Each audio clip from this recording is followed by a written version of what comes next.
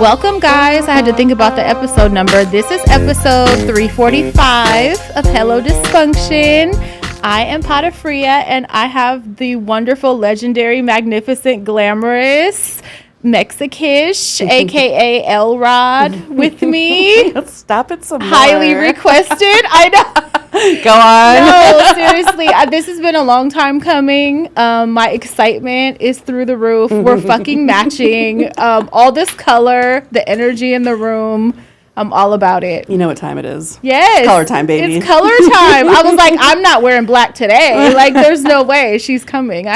She actually got me this shirt. I did. So she got me this a while ago, and it's been hanging up, and I've been waiting for the right moment to wear it. And I was like, what better day than today? Yeah. The second you for pulled you. up, and Yes. I'm so happy to see that. Yes. So here we are. Because that has to be worn with the suit, the windbreaker suit. It has to be. So I have like 5 of these sets. Yeah.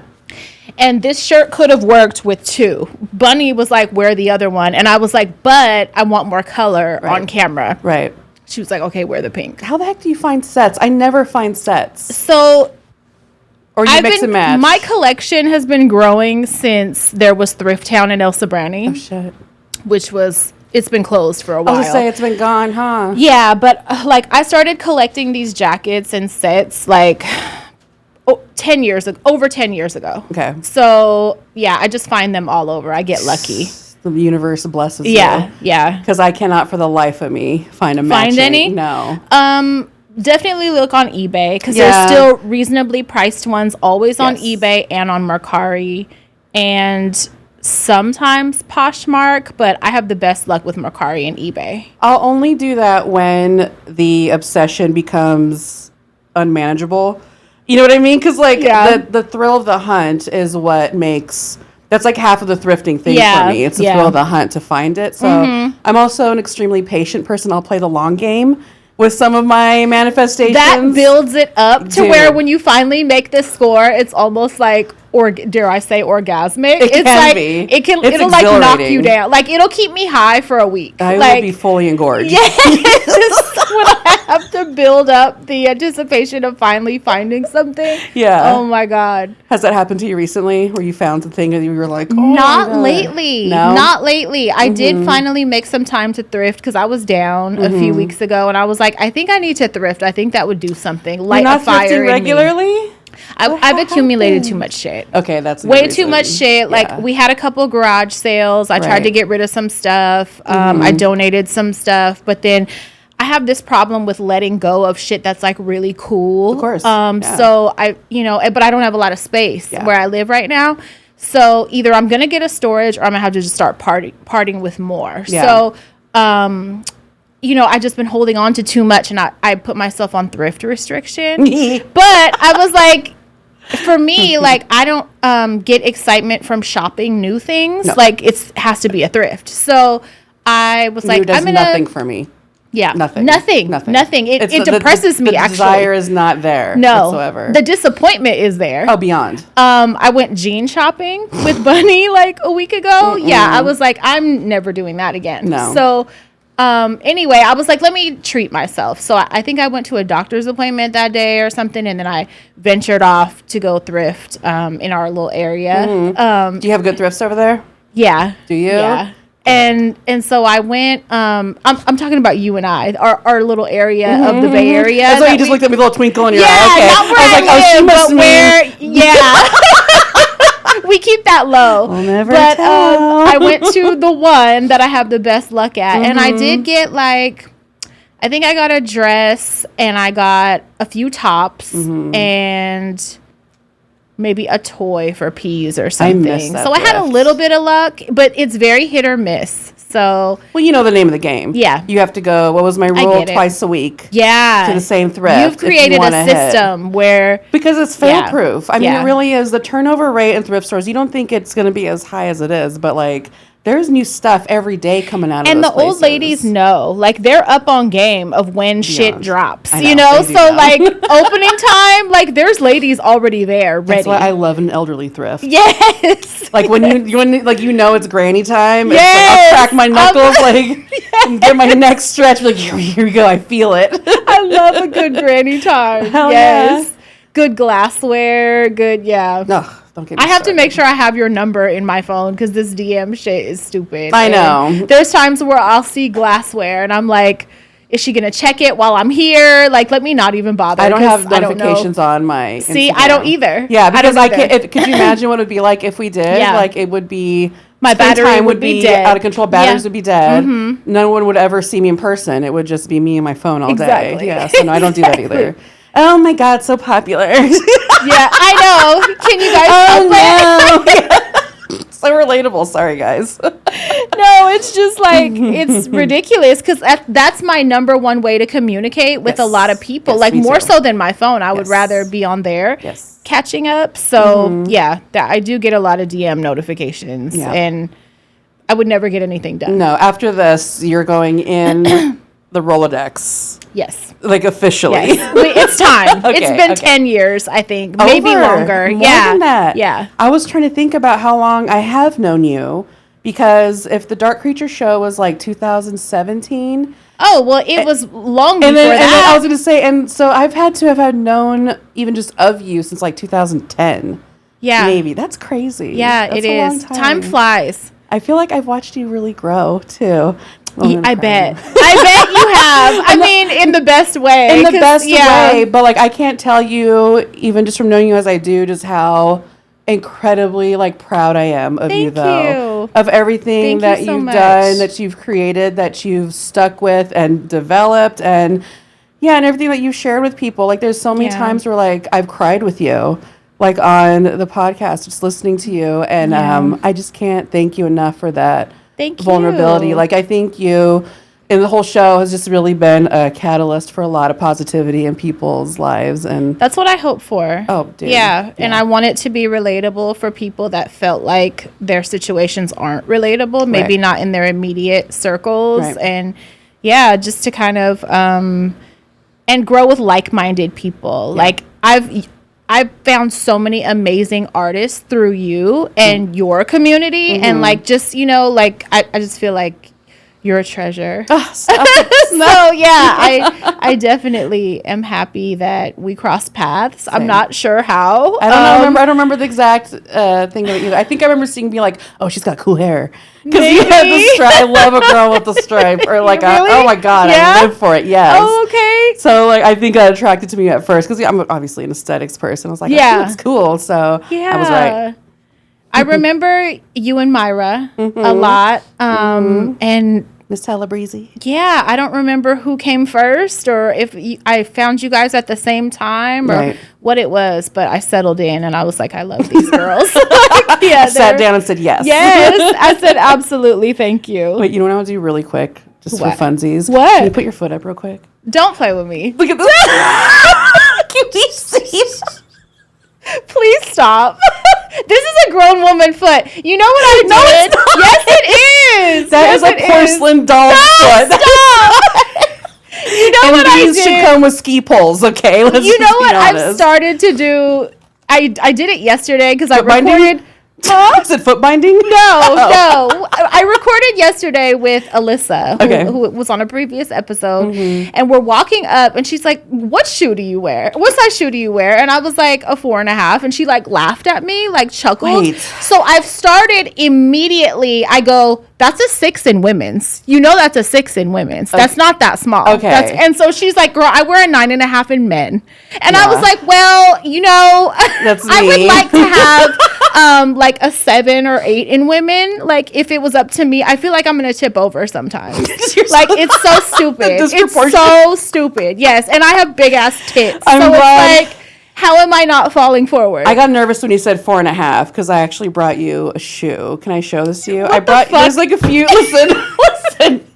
if they're doll shoes, we're wrapping it up. They're kind of doll shoes. What are Not they? like real doll shoes, but like a dollish woman would wear these. shoes is what I mean. You brought in little toddler shoes to be they're funny. bronzed They're high baby heels. shoes. You ever seen these? No. I thrifted these years ago. And I got them because I was like, what the fuck? Those are so cute. Stop trying to look at them. I was like, these are so cute. They're $3, but they're like obviously half the size of my feet. But open these. These are like the cutest little granny shoes that have ever existed. Oh my God. No. If those fit, I'd wear them right now. Look at how cute those are. These are going to fit. Vanity Fair. Look my God. They are in pristine condition. They've literally never been worn. They've never. No. You Look guys, how fucking please. Cute those No, from the buttons to the material to everything. Everything. Unused, untouched. Oh, these are going to feel like butter. Listen, I can only imagine. Material. Because that matched something. This was a set. Yes, that was definitely part of a set. So now I have something to hunt for. I was like, so may the universe bless you with the set. You activated a new hunt. Look at that. Oh my God. Those the cutest fucking things I can't wait. I would take my shoes off right now, but I have to redo my pedicure. Oh my God. If those were my size, I swear they would match my outfit I so can't good. Wait. I cannot. You could have wore these today. On my big toe. Oh my God. Thank you. You're welcome. Oh, these are gold. I'm glad it came up. I had to because, I can just look at them and tell they're going to fit. I don't know one other person in my life that those would fit. Lucky me. Yeah. No shit. I can't wait. Cannot wait. Okay. Thank you so much. You're very welcome. All right. We got to do an intro. Okay. Where are you from? I spent a lot of our friendship thinking you were from here, and then like the Dodgers or something came up, and then you were like, you shared a story, and I was like, wait, what? Yeah. No, I thought you were like a San Francisco girly. No, I've only been up here since 2008. I'm a transplant. Okay. Yep, I was born and bred in the hot garages of Southern California. What part? Riverside, the IE. Really? Inland Empire is where I was born and raised. Wow. Yep. Okay. And I stayed there till I was 21. And then my brother, who is a chef, he's older than me. He's my best friend. And he's a musician. He was already up here. He went to the Culinary Academy, the Cordon Bleu, before it closed. I have a cousin that went there. Really? Yeah. Like she in loved what era? it. She went in 2010. Okay, so after 11. Okay. Yeah. I mean, I think it's so awesome that was like, it's sad it's gone. Yeah. She learned so fucking much. Had you ever been inside that building? Never. But she was teaching me about food and about technique, cutting and deveining and, just all this shit. And I was like, wow, that like everything was so interesting that she came back with every day. I bet. Yeah. Yeah, my brother. So it's closed down. It's gone. I didn't know that. Yeah, it's been gone for... It actually, so it left that building. It was on Polk Street. And then the school I was working at, the Art Academy, ended up buying it for their fashion department. So now I don't even know if they're even in there anymore, but it became a fashion building. Wow. And Cordon Bleu went to Soma, and then now it's gone, and like all the cooking schools are gone now, which is crazy. That is crazy. Isn't it? Wow. Yeah, a lot of art schools are done for. A lot of like the weird trade schools, especially trade schools are leaving. That's unfortunate. But there's enough tech for everybody. If you want that to go around. They make sure to shove that down our throats. Yeah, well back then, like around 2008, I think that was maybe the last like high point era of the Bay Area. Like when I came here, I feel like it's totally different than what it is now. Oh, for sure. And I can only imagine how much it had changed up until that point too. My man tells me he's a San Francisco boy. He was born and raised in there. He's a little Frisco boy. Sure. He is, yes. Yeah. You can hear it in his voice. Yeah. He's a little Frisco boy. But my brother was already up here doing his thing and was like, you're an artist and you're stupid if you're going to stay in Riverside and try to make it happen. He's like, you need to be up here.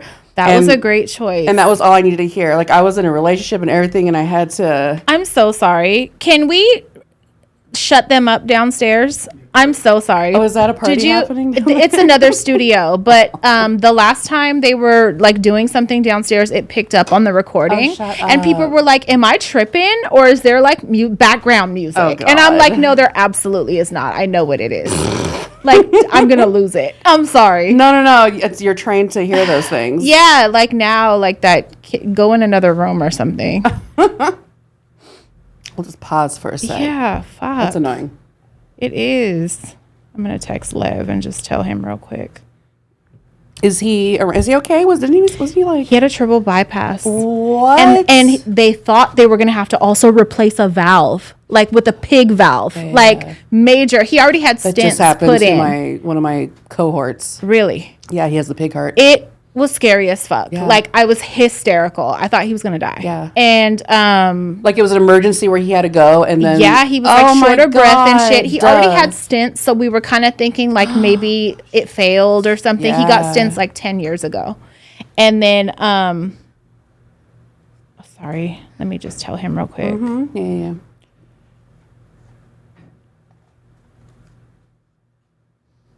So he was having like shortness of breath, and he just went to the hospital, and they were like, we have to do emergency surgery like the day after tomorrow. Yeah, it was terrifying. But he's doing great. He's home. Okay. He doesn't have to go to a rehab facility like we thought. That's more for older people, I think. So luckily, how old is he? He's only like 50 something. So fucking young. Early 50s. Still, So that's yeah, so young. but it's good because he doesn't have to do that. He was able to go home, recover there. So he's coming along great. Thank God. Oh my goodness. Yeah, I was terrified. Sorry, were you able to reach them? Yep. Thank you so much. Is there a reflection on the wall? I feel like I feel it. It's going my eyeball. Okay. There we go. Yeah. Shit, where were we? Okay, your man is a Frisco boy. I think we were about there. Brother convinced me to come up here. Yes, okay. Yes. So yeah, so Are we going now? Yeah, we're Sorry. Still going. I didn't stop it. Oh, okay. Blend it. Yeah, fuck it. Roll it. All right. So I moved up here, and I think what happened? Oh, I got my breast reduction. That was my first body mod surgery that I had We to talked do. about that We talked before. about that. Goals. Is it? Goals for Yeah, me, you still think yes. about that? Yeah, no, it was easily one of the best decisions. All my surgeries were the best decisions I ever made, I feel Everybody I know that ever got a reduction just says, I wish I would have did it sooner. Yeah, that's why my mom told me. She's like, you're 22 years old. Like, your body can handle it. Like, you might as well do it. Yeah. And she had, my mom really, like, fought with the insurance company for, like, 3 or 4 years. Oh, with wow. the paper trail and everything. And we finally found, because I think in order for me to get it approved, I had to have, like, you take a certain amount of volume from the breast in order to get it medically approved, I guess. Oh. And that was going to be, like, a crazy amount. Wait, so they regulate how much Back to then remove? they did, yeah. That's none of your business. That's none of your fucking business. It's if not. I need it, and I decide how. Right. Well, luckily, I found a surgeon in Marin. He's like the surgeon. He's like where people who are doctors go to get their work because they trust him, right? Yeah. Well, I went to him. I fell in love with him. He's gorgeous. And he's like, I think for your size, what we're going to do to meet the requirements is we'll take what will look proportionate from your breast, and then I'll just suck the rest out from the side of you, and we'll log that in. And I was like, I freaking love you. That's great. And that's how we Yeah. got it approved. Yeah, it was tricky. So he but made it happen. He made it happen. Perfect. He's made so many things happen for me. Yeah. Yeah, he's a godsend. Yeah. I got my surgery, and then I just started applying for jobs, and I put out probably like 30 applications, heard nothing, and then the Academy of Art reached out to me. They responded to my application, and I interviewed with them, and they just took me, and then I got a place, and the next thing I know, I'm living in Bay North Area Beach. girly. Yeah, I'm in the Bay Area now. Yeah. Yeah, and I was just living in North Beach. Did you doing my already have a thing. parent here at that time? My mom. Okay, great. My parents divorced when I Great. was 11. Okay. Yeah, and she came up here like right around the same time my brother did. Okay. Yeah. That's good. So you had family here. And my stepdad's family's they're all from San Francisco too. Okay. So you had Yeah. connections up here. So it wasn't totally foreign great. for me to come up to Yeah. this area. To have that security would Yeah. make the move a lot easier, I think. Yeah, but I was ready to leave Riverside. Like at that point, it was not a hard sell. Yeah, really. Yeah. Riverside, I feel like a lot of amazing creators, like Selena, The makeup artist. Yes. When I found She's out she was from there. Riverside, I was like, Yes, that's right. like so that's two amazing. That's all you need, women it's from me and That's her. all you need. You guys are the official Riverside baddies. Representing the 951, formerly 909. That's right. Yeah, no, Riverside does have a really great creative, like homegrown community. Yeah. It's just that there's not a whole lot, not since I left, or when I was there wasn't a whole lot of venues for people to do that kind of stuff in. So everything was very DIY. Okay. Which I loved. And that's, I think, where I get a lot of my trainings as an artist. Yeah. So just don't wait to fit in someone else's crowd or someone else's gallery. Make your own. You know what I did. You know that. Yeah. So I have that in my notes about you. So I learned that at a young age, where you just make it. If there's a wall, then you could have an art show. Yes, exactly. You know what I mean? Exactly. Yeah. I've learned a lot from you in that way. You really inspire me in the way that you create whatever you want to be a part of. Yeah. You don't play by everybody else's fucking rules. You're like, I'm not gonna mold myself to fit in your crew. I'm gonna make my own crew. And we have free will. Like, and sometimes we need to be reminded of that. Like, I think yesterday or the day before, a tattoo page that I followed tattooed like this 65-year-old woman's forehead, like an eagle, on her fucking forehead, like right at her hairline. And I was just looking at it, and like I left a comment, and I was just like, I love being reminded that we can really do whatever the fuck we want. Yeah, 100%. Like, more people need to just live that way. But like, you're a huge example of that. Thank you. Definitely want to talk about I mean, we're kind of jumping ahead here, but it's fine. The table fucking decorating competition. Like, please explain that, because I'm so interested, and I'm so impressed and just amazed and proud that, the way you handled that. Thank you. Well, let me touch on what we just said, and then it goes into all this. But I think one of my, not like motto, but the thing I want to inspire other people to do is exactly that. It's bottom line, create the world you want to live in. Yes. Everybody has that ability to some extent. And I tried to do that with the gallery. And that's why we called it Somewhere Else Gallery. Your home. Everything. Your wardrobe. But that's how it starts. Everything. Yeah. All areas of your life. Yes. So, yeah. My whole concept with that was that, the gallery, we turned it to a different world every time you went inside it, from ceiling to floor. So if you're not familiar, she had a gallery space. With Hella Breezy, we ran it together. Yes. Yes. It was Berkeley? Albany? Berkeley. It was the border on San Pablo. Had this space, and I guess it was like every month. You guys changed the theme. And I'm talking about from floor to ceiling. Like, redid everything. Created exactly what the fuck they wanted from every corner of the space. And I was honored and blessed to be fucking invited to be part of one of her shows, and just the smells and the temperature. That was all intentional too. Everything you pick up on it as soon as you go in. Like, it was incredible space. Thank you. I really literally just wanted it to be, when you step in through that doorway, you're in a different world. Yes.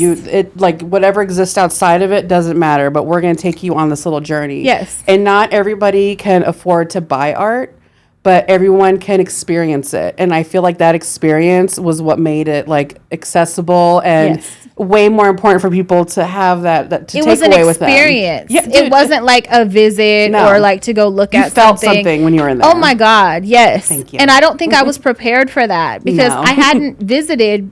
I didn't make it to the shows before that one, but I did go to one after. Right. And it was amazing to witness. And you guys did it so quickly and so efficiently, and just so the detail, that's the attention. ADHD obsession. Yes. That's hyperfocus. But it was executed. Yes, like, you were able to execute that, not just like have these big plans. Right. You actually, the follow through showed up. I think that's what might set me apart from a lot of other people or artists who have a lot of these creative ideas.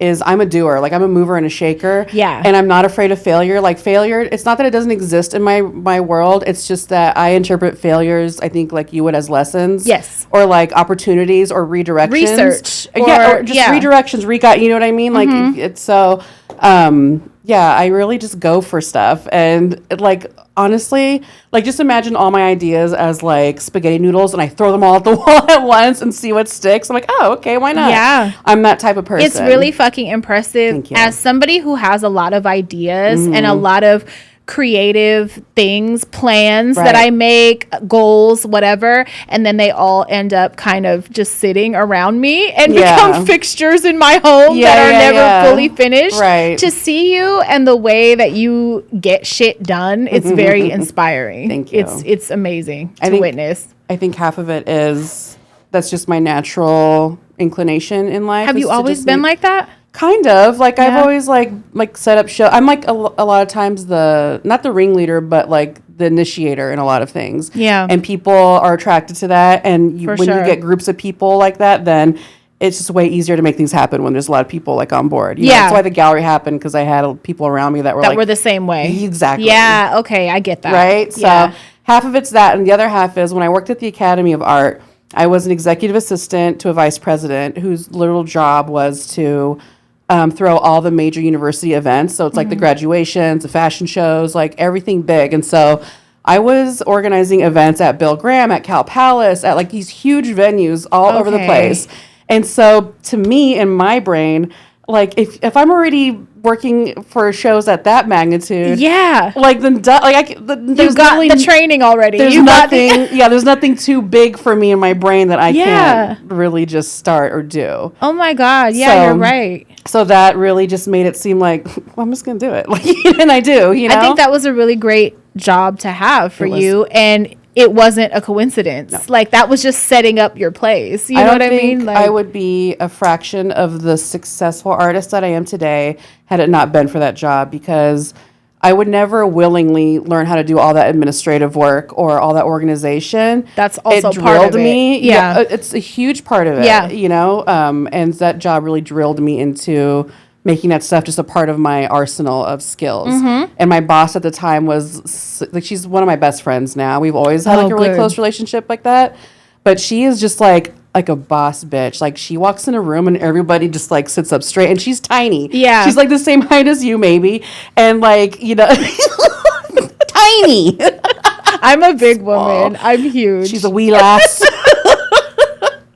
But she's powerful woman. And like I just had a really great inspiration, and I saw like proof is in the pudding for me, and I saw it work, and I was like, well, I'll just do that my style, you know, which leads me to my obsessive behaviors with certain things, and table setting became an obsessive form of art for me in the past year.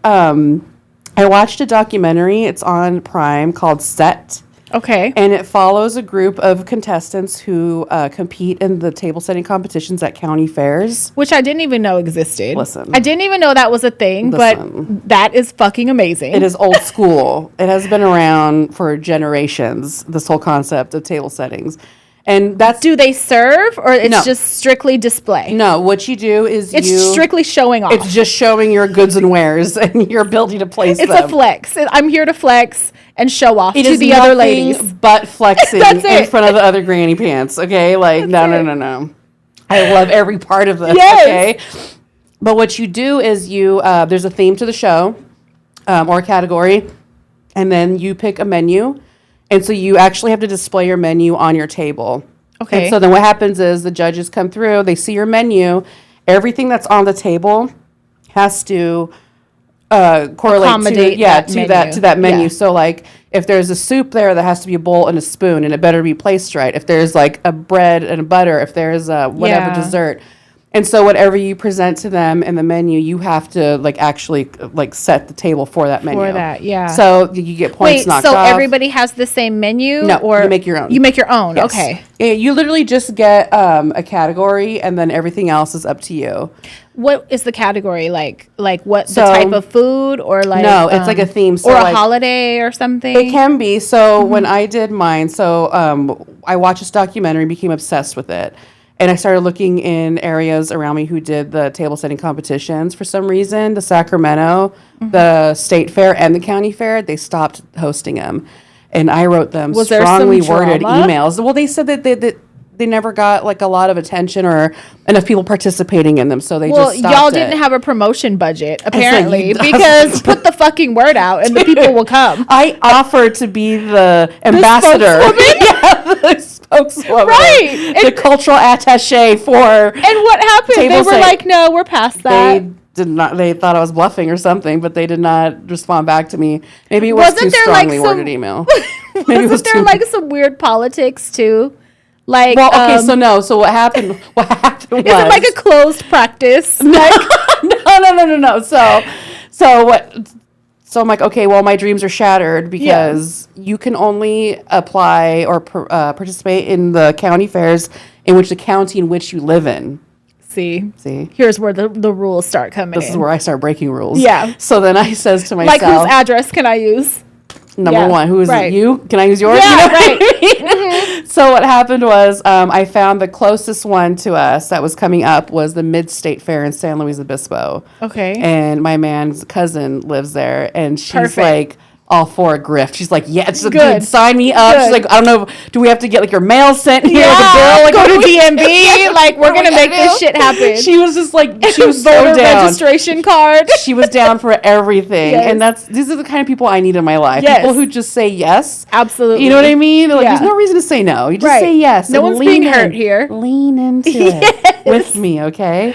And she said yes. And so then I applied to the San Luis Obispo one. I got in. Mm-hmm. I lied about my address. And I almost I wanted to shit my pants like every day about it. You were 'cause nervous? I hate lying. I'm Yeah. a bad liar. I have such a bad memory that. Well, you have to keep telling them to keep them going. And I don't have the energy I don't in have my that life energy. for that. I don't. I just don't want to do Yeah, that. yeah. So I applied to it. I got in. I got selected for the My Fair Lady category. Okay. So, like, All right. I'm not familiar. No. I mean, I'm kind of familiar, but not really. Well, I was raised by my grandmother. Who Yeah. raised me on Rodgers and Hammerstein musicals and things of that sort. Okay. So I was no stranger to My Fair Lady. It's an Audrey Hepburn movie. Okay.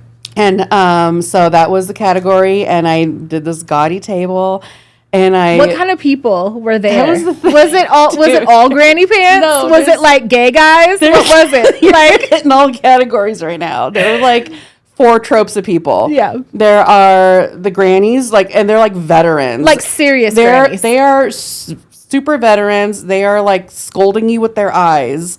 Like They're not here for nonsense. They're not there to be nice. They're Yeah, not there- that's what I'm imagining. No, dude, Don't come in here playing your colorful games. That shit's Like, cutthroat. No. Yeah, dude. I imagine it being very strict. It is very strict, and I think I got like a nod of approval because I go in there. I had like my wagon with all my stuff, and I got to my table, and the first thing I did was stop, like put on my white gloves.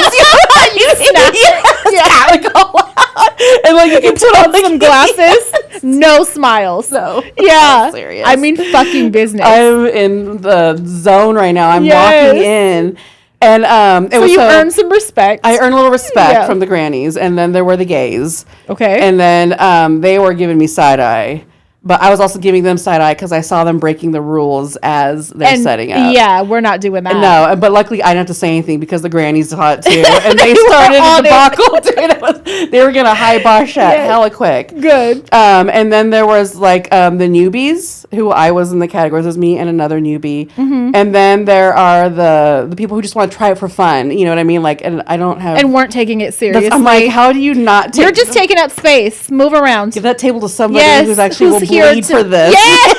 Yes. We're not here for casual table Yeah. setting. Oh, you like, didn't sleep over this? Oh, I don't. Yeah, No, I no. don't have no respect for you. Uh-uh. No, like this is hardcore. Yes. Yeah, this is a cultural thing. Bring it. Right? Yeah. You have to. Yeah. And so, so I entered this competition. I got second place. That's big for a first timer. It's Were they ready to amazing. jump you in the parking lot? No, I was ready to jump the first place winner because Really? because they broke Did the she rules. half-ass it? It was Oh. it was a gay man. And wasn't following the rules. No, because you weren't allowed to have any work like as a backdrop to it. Okay. Or anything above 18 inches off your table. And he had Like, a whole it's coming down to umbrella. measurements. Oh no, dude! Yeah. It is like when you're judging a contest like this, like I will be soon because I'm developing my own contest. They're there with rulers and Measuring. and plumb lines and like everything. So like it is. It's not a fucking game. It's not a game. These rules have literally been in place, and this is why I actually really fell in love with it. The rules have not changed since they've been invented, and this goes back to like medieval times. I was just going to say, was this like the 1800s? This is like historical shit. Yes. Because I got a book. So they don't give you any rules or guidelines when you enter these contests. They just say read table setting books. Do and I'm the like, well, what research. books? Yeah, I'm like, what? They're like, that's good luck. Very vague. Literally. Do your best, honey. We'll see you there at the fair. That's basically what Wow. it's like. And so I bought 3 books. I got one that was from like the early or the late 1800s, one in 1940s, and then a recent one from like 2015. And I almost Were they all American? They're all, one was British. Okay. And then the other 2 were American. Okay. And I like that you asked that, because there is very curious because there's not this that there's is an international game. It is because formal and casual and international are like different styles of setting, but they all follow pretty much the same guidelines. Yeah. But no, these rules have not changed. Okay. And I looked at the books, and they literally almost not verbatim, but literally it was the exact same information, just presented differently. Okay. And so I was like, okay, that's kind of cool. Like that's really cool, because right? they knew what they were doing by not giving you. They were like, if she's taking this seriously, like she should be, yes, you're going to get the accurate information, because everyone plays the same rules. Yes. That's cool. Right? Yeah. So just in the way that you express within the confines of those rules is the art form. Yeah. So you have the structure. Yes. Go crazy. Yes. Yeah. Yes. I might need to get in on this. Can you please do a table? I might need to enter to compete. So I do this competition, and I got second place. And really, the main reason I did it was because I just really wanted to say I'm an award-winning table setter. Like, I just want that to add to your goddamn resume. My resume is this. When I say Lev looked you up, okay, and I was like, she's engaged. Okay, don't start your shit. Do not start your shit. But he kept being like, wow, oh, wow. And all this shit, like all these publications you've been in, all this. I'm like, yeah, she's a big deal. Huh? She's a big fucking deal. I told him already, like, if he was feeling better, he would be here. I said, when I get there to the studio, do not be in there with hella egg clocks. If I see hell of her art pieces in the fucking studio, because I know him, and we were like laughing about it, but he was very impressed. That's and great. Your resume is long. It's crazy. Sometimes I sit back and look at my CV, like that's you. And I'm like, God damn. Yeah. We tried to work on a Wikipedia article for me. It's gonna take forever. I did it, and I was like, I've had friends like copyright it and stuff, or proofread it. And they're like, your resume is insane. I'm like, yeah. Seeing it on paper is nuts, because I don't really think about it. And you're very humble. And, you know, you're like so likable and relatable and not snobby. But you could be snobby if you wanted to. How? With this if you wanted, yes, if you wanted, you're fabulous. If you wanted to be snobby, you absolutely could be, but you're not, because you're just not like that. I didn't get those genetics at all whatsoever. Which is, I think it makes it more appealing. It makes it great, because you're not mean. You know, you're not a mean girl. I could be if I try. No, I try and I feel bad. You pour into everybody, and that's a great way to be. Yeah, I try to do things that give platforms to other creatives. Always. Like that's doing you. Yeah. The gallery, or doing this table setting show. So that's why I fell in love with doing this table setting thing. Okay, wait. So you won second place. Yes. And you were like, now I'm going to make my own? Well, then I was like, I can't live this lie anymore. And like, if Sacramento's not going to do a show, I'm not even from there. I know. I can't. I just that's like, dude, that is so not me. Yeah. And so I just did what I always do, and I don't wait for someone else to make the scene. I make it myself. Yeah. And so I said, Leanne, you're going to start your own international table setting show. And the reason I took it to that level of international level is because I firmly also believe in, like, if I pretend that this is a big deal, it's going to be a big deal. It is a big deal. Right? Yeah, you're putting that out. That's what it is. This is like, dude. So like, I'm that's going how life like, works. I try to tell people this all the time. It's fact. Yeah. I'm like, you just kind of just do it. Like, you don't wait for it to happen. You just kind of do it. It catches on. Yeah. And then it just takes like 2 or 3 people to believe you to make it like a reality. And you know how easy that is to fucking round up 3 people? Like, okay, cult leader. No, for real. Like, the church might be coming. I mean, we're working on it. The church, just mark my words. You're trying to get that tax-free exemption, huh? I mean, just more community. I just want a bigger family. I want my, you know? That's so, yeah, that's where my heart comes from. And I'm like, you know, if it's going to take a church. It is what it is. We can do it. Yeah. We can do it, though. Like, you made the website. You fucking, like, trademarked the shit. That's what I said. I put a .org. She did it in the matter of, like, a month, maybe. Like, all of a sudden, it's like the website is launched. It happened, I think, from, like, conception to the launching of the website. Yeah, it was, like, 3 weeks. I think, like, I mentioned it to one friend, and he happens to be the one friend who's extremely plugged into venues in the city. Okay. Like, he works with the people who own the Midway and LA Gallery and just tons of venues in the city. And he's like me. We both worked together at the Academy. We're on the same team, and we both left. Great connection to have. Dude, we both left, and we're both extreme artists. Like, he and I are on the same level. And I told him about the show, and he was like, let's do it at the Mint.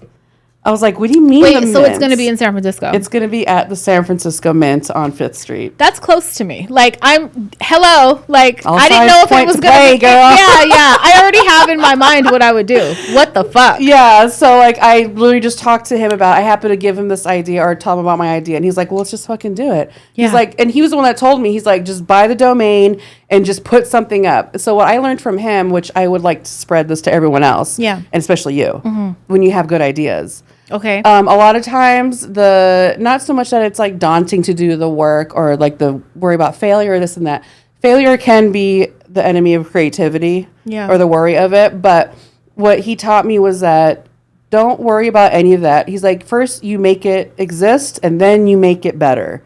Okay. You know what I mean? So don't let like the first step try to make it perfect or try to make it the best it can be. Don't worry about that. Just make it a real thing. I think that's what holds me back a lot is wanting that first step to be so good. Right. When really, like, that can come later. And that's where perfection kills creativity right there. That's a good point. Right? Yeah. So he's the one that taught me, not that I needed that lesson, but that's just more like affirmation for me in the way I operate is just make You waste no time. No. Why would you? Like, what are you waiting for? And that's what I always tell myself, what are you fucking waiting for? You know?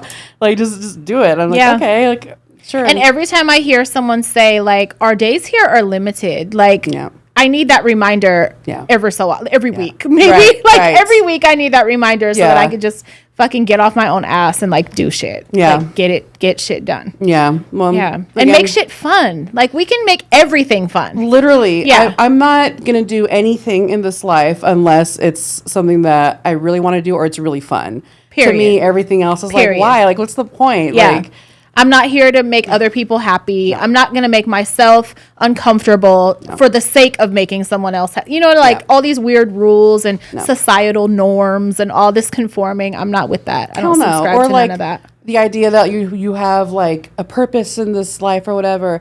I go, dude, there's no, you know what the whole point to life is to have fun. Dude, I say the only thing that you need to do in this lifetime is be a good person and fill your time with as much cool shit as possible. Yes. That's it.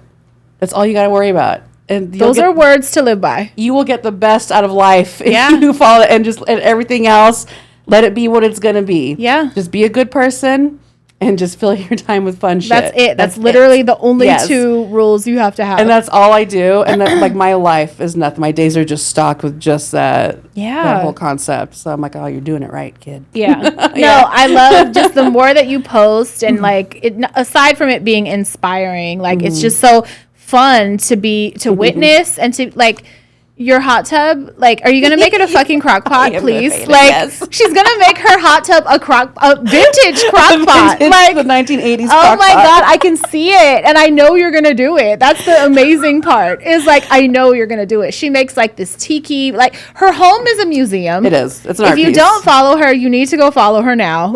You're going to be amazed. Her home is an art space, and just every facet of your life I feel like is fun and like whimsy colorful. And like color and good vibes. Thank you. Yeah, it's what we all need more of. Well, that's the thing I say, make the world what you want it to be. I love start it. With my house. I love it so much. Did you grow up like doing art? How old were you when you started? My mom likes to tell everybody that I started when I was a newborn. Okay. Because I used to paint the walls with my shit. Oh my god, you did share that before. That's like my mom, like if she was in this room, she'd push everyone out of the way to make sure everyone knew. Tell the story because she likes to claim that she knew back then. Well, that's not a normal kid thing. Okay. Like I have 4 and a granddaughter. None of them did that. None of them did that. So that's not like, you know, and you don't have any artists in your bunch? I come from a family of artists. Right. I've never known any of like my sisters, my cousins, my aunties, like none of my relatives to do that. Like, so I feel like she's onto something. Your mom is also a very fabulous lady. Isn't she? Amazing. I'm waiting for the t-shirt to drop. With the picture? There is a fucking photo brought this up before. If she lets me share this on the highlights for the episode, please. There is a photo that like once a year she posts it. Yeah. And I get so excited. It looks like a glamour shot of her and her mom. It's the most loving, heartwarming, oh my God, example of just motherhood and love and everything. And I would just wear it proudly. I keep telling her. In 1986, in our neighbor's garage. Was it? She was a photographer. I thought it was at Olin Mills or something. No, but she was a photographer. Like soft focus. It's all, oh my God, it had the 80s blur on it. And my mom's in a lace outfit. I'm in a little number two with the You have bangs. Yeah. China girl bangs. So cute. That my mom cut herself. Yes, they're amazing. Yeah, and my just mom her is embracing you. Yeah. And, oh my fucking God. Yep. Yeah. Mm-hmm. Drop the fucking shirts, please. I was her special little girl. I will, but I want to put them on like a light pink shirt. Will you do wear it? Okay. Fuck yes. I'm in my pink era. I was gonna say I am. I don't know if you've noticed, but like I've been leaning into a little pink, and I used to be anti-pink. Me too. I grew up anti-pink. Me too. Because it was forced on me by my mom. Okay. My mom wore pink to the point she had a nickname, Pinky, in her teenage years. That's really cute though. But like she forced it on me to where I hated it until like now. And I read, and like my niece that came and did an episode with me, I was trying to explain to her, I read that when you lean into pink as an adult, like this pink era, it means that you finally feel safe. And I could see that being true. Yeah. And she was like, I never heard of that. Like she was like laughing at me like I'm full of shit. But I really think it's true. Yeah. And like maybe for the first time in my life, I feel like safe and like comfortable enough to kind of. So I'm all about it. I'll wear a bubblegum pink, whatever pink. Okay, pastel. that's all cute. Yeah, that would be so fucking cute. I love it. Yes. Let's get pink.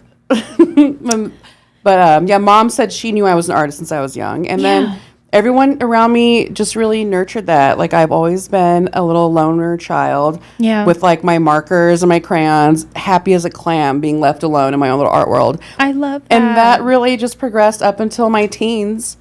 And I started painting, smoking weed. And you kept it going. Yeah, just one thing led to another, and it's just so it's always. I love been that you had parents to foster that in you and like encourage everything. Everyone in my family really acknowledged that. Oh, she's the artist. Yeah. Like my favorite Christmas gift every year, or even like my birthday gift. And I'd get like multiple from different family members. But they were those kits that had like the markers and the crayon. The colored pencils. Yeah, the plastic clamshell. Yes, I have one for the girls at the house. Yes. When I see those, I almost get like teary-eyed. Yeah, I'm nostalgic. thinking about the kids who are going to be like the next. You need to tattoo one. Dude, that would be yes. That's actually a really cute idea. You should tattoo that. That's because it's such a recognizable kit.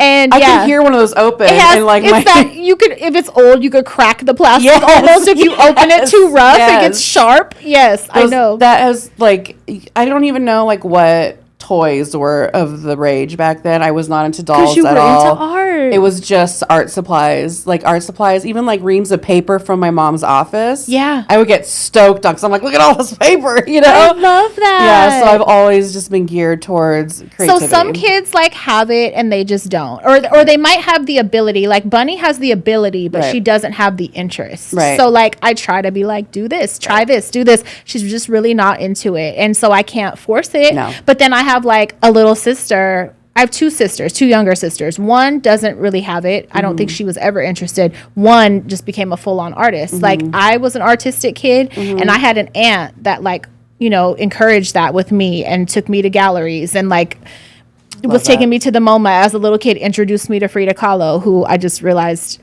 you hate. Wait, just remembered you fucking hate her, but I love you, so you get a pass. I love her as a person. I hate her face. I hate seeing her. You can't hate her face. Ugly ass face. You can't. But I'm gonna tell you something that you may not know. What? I hate glitter. Gasp, right? So I let you hate Frida because I hate glitter. And I'm just like, but we can still love each other and hate such important parts of our lives because she truly is like my favorite artist. You know what? My favorite person. My mom, she pinked me with Frida. She shoved Frida and Diego Rivera down my throat as a child. So you hated them. I used to be like, these ugly ass paintings. Like I used to get so annoyed with seeing that. And you take me to a museum and it's some, they'll have, in the city they have that huge Diego Rivera mural, and I go in there and my eyes cannot roll back further. You're dizzy. I'm seeing the back of my head because my eyes are Not again. Fuck. Yeah. So pardon me if I have a biased opinion. I guess. Glitter's understandable, though. I get that. That's glitter fine. came from my pink shit, too. Just like being forced into the girly, and I was not the girly. Plus, no one uses glitter correctly, so it gets everywhere. Well, you do. So, I do. I mean, yeah. And you've taught, about it being a weapon and, and the origins of glitter. I do. And the history. Yeah, you've taught me a lot about it. I still don't fucking like it, but you've taught me it. It's very cool. You don't like it, but you know about it. I'll use it as a weapon. Yeah, glitter warfare is making a comeback. I will do that. Oh, we are sending glitter bombs to everybody, you guys. I think it's great. We are throwing it on ice agents. Because I know how fucking hard it is to get good luck. You're throwing it in their cars. Yes. You get a rapey guy in a bar, douse his ass with it. Yeah. Someone broke into my car in Oakland one time. Luckily, my doors were unlocked, but they went through my glove compartment, and I literally had glitter bombs in there from my solo show. They were in these little packets. And so basically I go to the crime scene the next morning to go to work, and there's sprinkling footprints all over, a trail of footprints. There's exactly. Oh my God. You see an explosion of glitter on the seat. And then you literally see a trail going back down the alley. That's what you fucking get. And if I was the type of person to call the cops, I would have been like, if you find a hobo covered in glitter, that motherfucker tried to break he was pissed the fuck off. Find the glitter, you'll find your perp, Yes. So, no, it definitely comes handy sometimes, but it is annoying, so I get that. Yeah. Yeah. What's your favorite medium? Because there's so many to choose from. I know you're like a sculptor now, right? Yeah. But amazing fucking painter, and that never leaves. No. But what do you? I know you say you miss painting sometimes. No, it's been over 6 years since I picked up a paintbrush. Yeah, which is crazy to think. And I have been getting the hankering for doing it again, but as a hobby, not doing it for business purposes. Yeah, so if I do it again, I think that's important to still keep the fun in-house. I'm learning how to do that more, to do creative things that I just don't share with anybody. Right. Everything doesn't have to be a business. No. Yes. Don't and society. Capitalism. They will try to force that on you. Make money off of it. And we're conditioned to kind of think that way because anytime I'm semi good at something or have interest in something, I have a relative or a friend or something I bet you could sell that, and I'm I want that to stop being our go-to. Yeah, I mean, but also isn't the goal to find a job that you don't hate? And survival. And I do get it. I get it in that sense, but we also should have things that are just for us. Yeah. So I started my junk journal. Oh, are you junk journaling? I've been junking, dude. Junking like a son of a bitch. Have you? Yes. I think that's a really good way because I'm a journal thief/collector, right? So I have all these blanks, stacks of them in my cabinets, right? What are you waiting for? But I also have old hardback planners. Beautiful. I love a hardback planner. But they're from 2022, whatever. What do I do with them? They're beautiful. I don't want to throw them away. You know what Guess to do what? Now?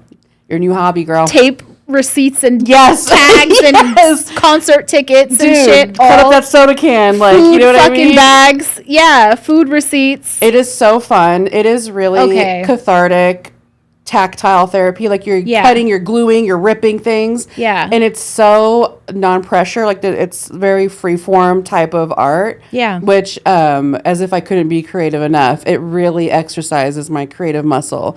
Which really is a thing. I know you talked about creative blocks and how you have them a lot and how to get past them.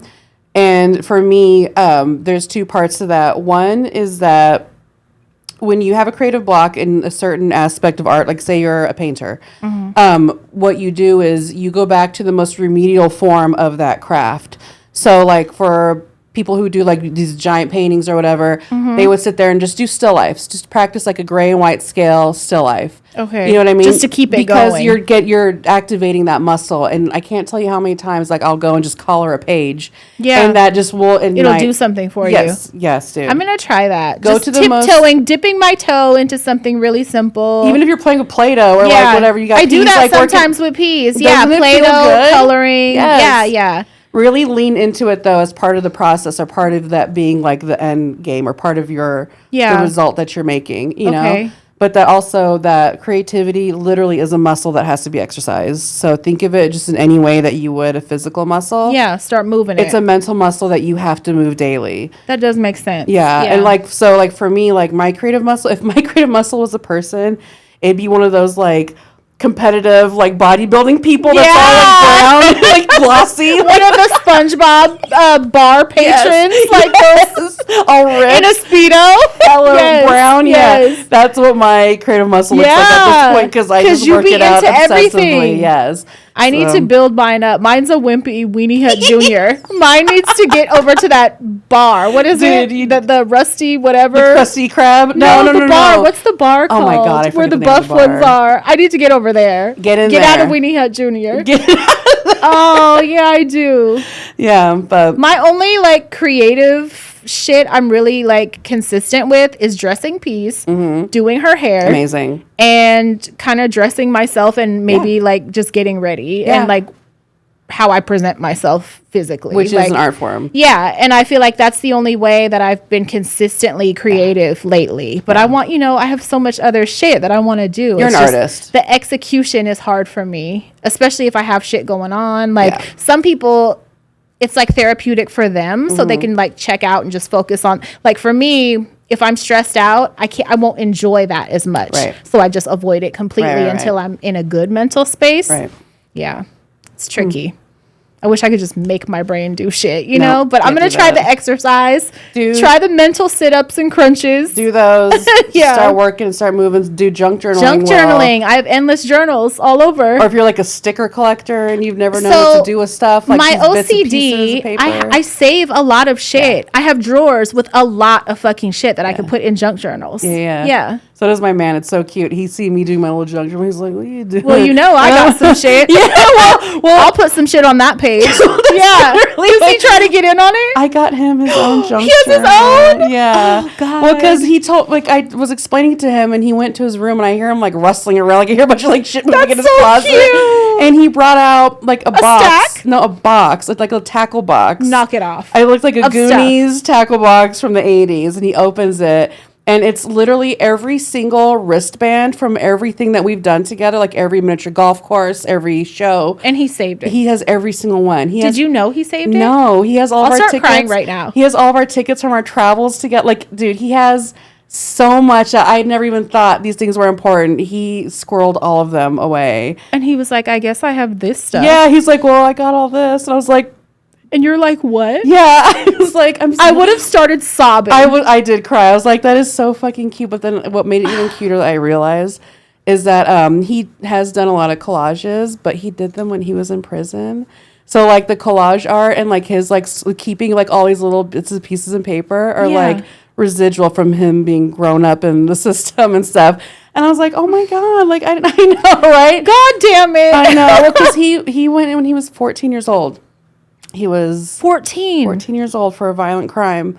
I'm going to have him in here. You know what? I was going to bring him. Jesus Christ. I didn't know if he was going to come, but I figured you would have told me if I needed another chair. Because she needs to be with somebody. And we're babysitting the neighbor's dog, too, so he had to stay home. But he would be an amazing. In the future. You should pick his brain. 14 years old. He went in for 14 years old, and he didn't get out until he was, I think, 21, and then went back in, had to go sit down again for a few. Yeah. So, like, at a certain point of his life, most of his life was spent in the system. And, they don't do anything to help kids. They train you how to be criminals in there, literally. So the fact that he went through that and they couldn't break him. Like, they could not. Like, he is so headstrong and, like, he is the strongest fighter I have ever met in my entire life. Yeah. And for him to come through this still with, like, a heart of gold and, like, as a protector for people, like, I think he's just amazing. But him, seeing him with all of, like, his little pieces of paper and stuff, I was like... That's so heartwarming. It is, like, dude. What the fuck? So I, like, ordered him a journal immediately. Yeah. That day. I did. I literally ordered it. And, get over here and sit by me. We're going to do this. So I do, like, we do junk nights where, like, I'll clear the kitchen table and I'll put, like, a bunch of, like, glue and paper and, like, mark, like, all kinds of materials for us. I love it. And we'll just sit there and just glue shit in our books. I'm so jealous. Whatever. Okay, well, this is a good segue because, he was definitely in my notes. Mm-hmm. Can we talk about how you found this magical, wonderful partner of yours that was created for you? Do you feel like he fell out of the sky for you? Kind of. Because I feel like neither of you would be better with anybody else. Like, it's almost like you guys were made for each other. 1000%. That's not me being dramatic. No, we're like the human representation of puzzle pieces. Yes. Like we just like we just lock in with each other, and we since the moment we met. So we call each other Tinder trash. That's how we met. On Tinder? On Tinder. Okay. And neither one of us were looking for anything. He and I had both been in really long committed relationships. I was in an 11-year relationship. He was in an 8-year relationship. And we had both been single for almost exactly 5 years. Wow. And we're just dating. Yeah. You know what I mean? Like that was just casual. Just casually dating people, just really just having fun and meeting people. And I found him, on Tinder. I seen him and I was like, look at this cute little Puerto Rican. He's not Puerto Rican. I thought he was Puerto Rican too. I think I said that to you and you were like, girl, he's not. I was like, that little Puerto Rican. Yes. Yeah. I was like, you're Puerto Rican man. You're like, no, he's not. But yeah. He's actually Tongan Italian.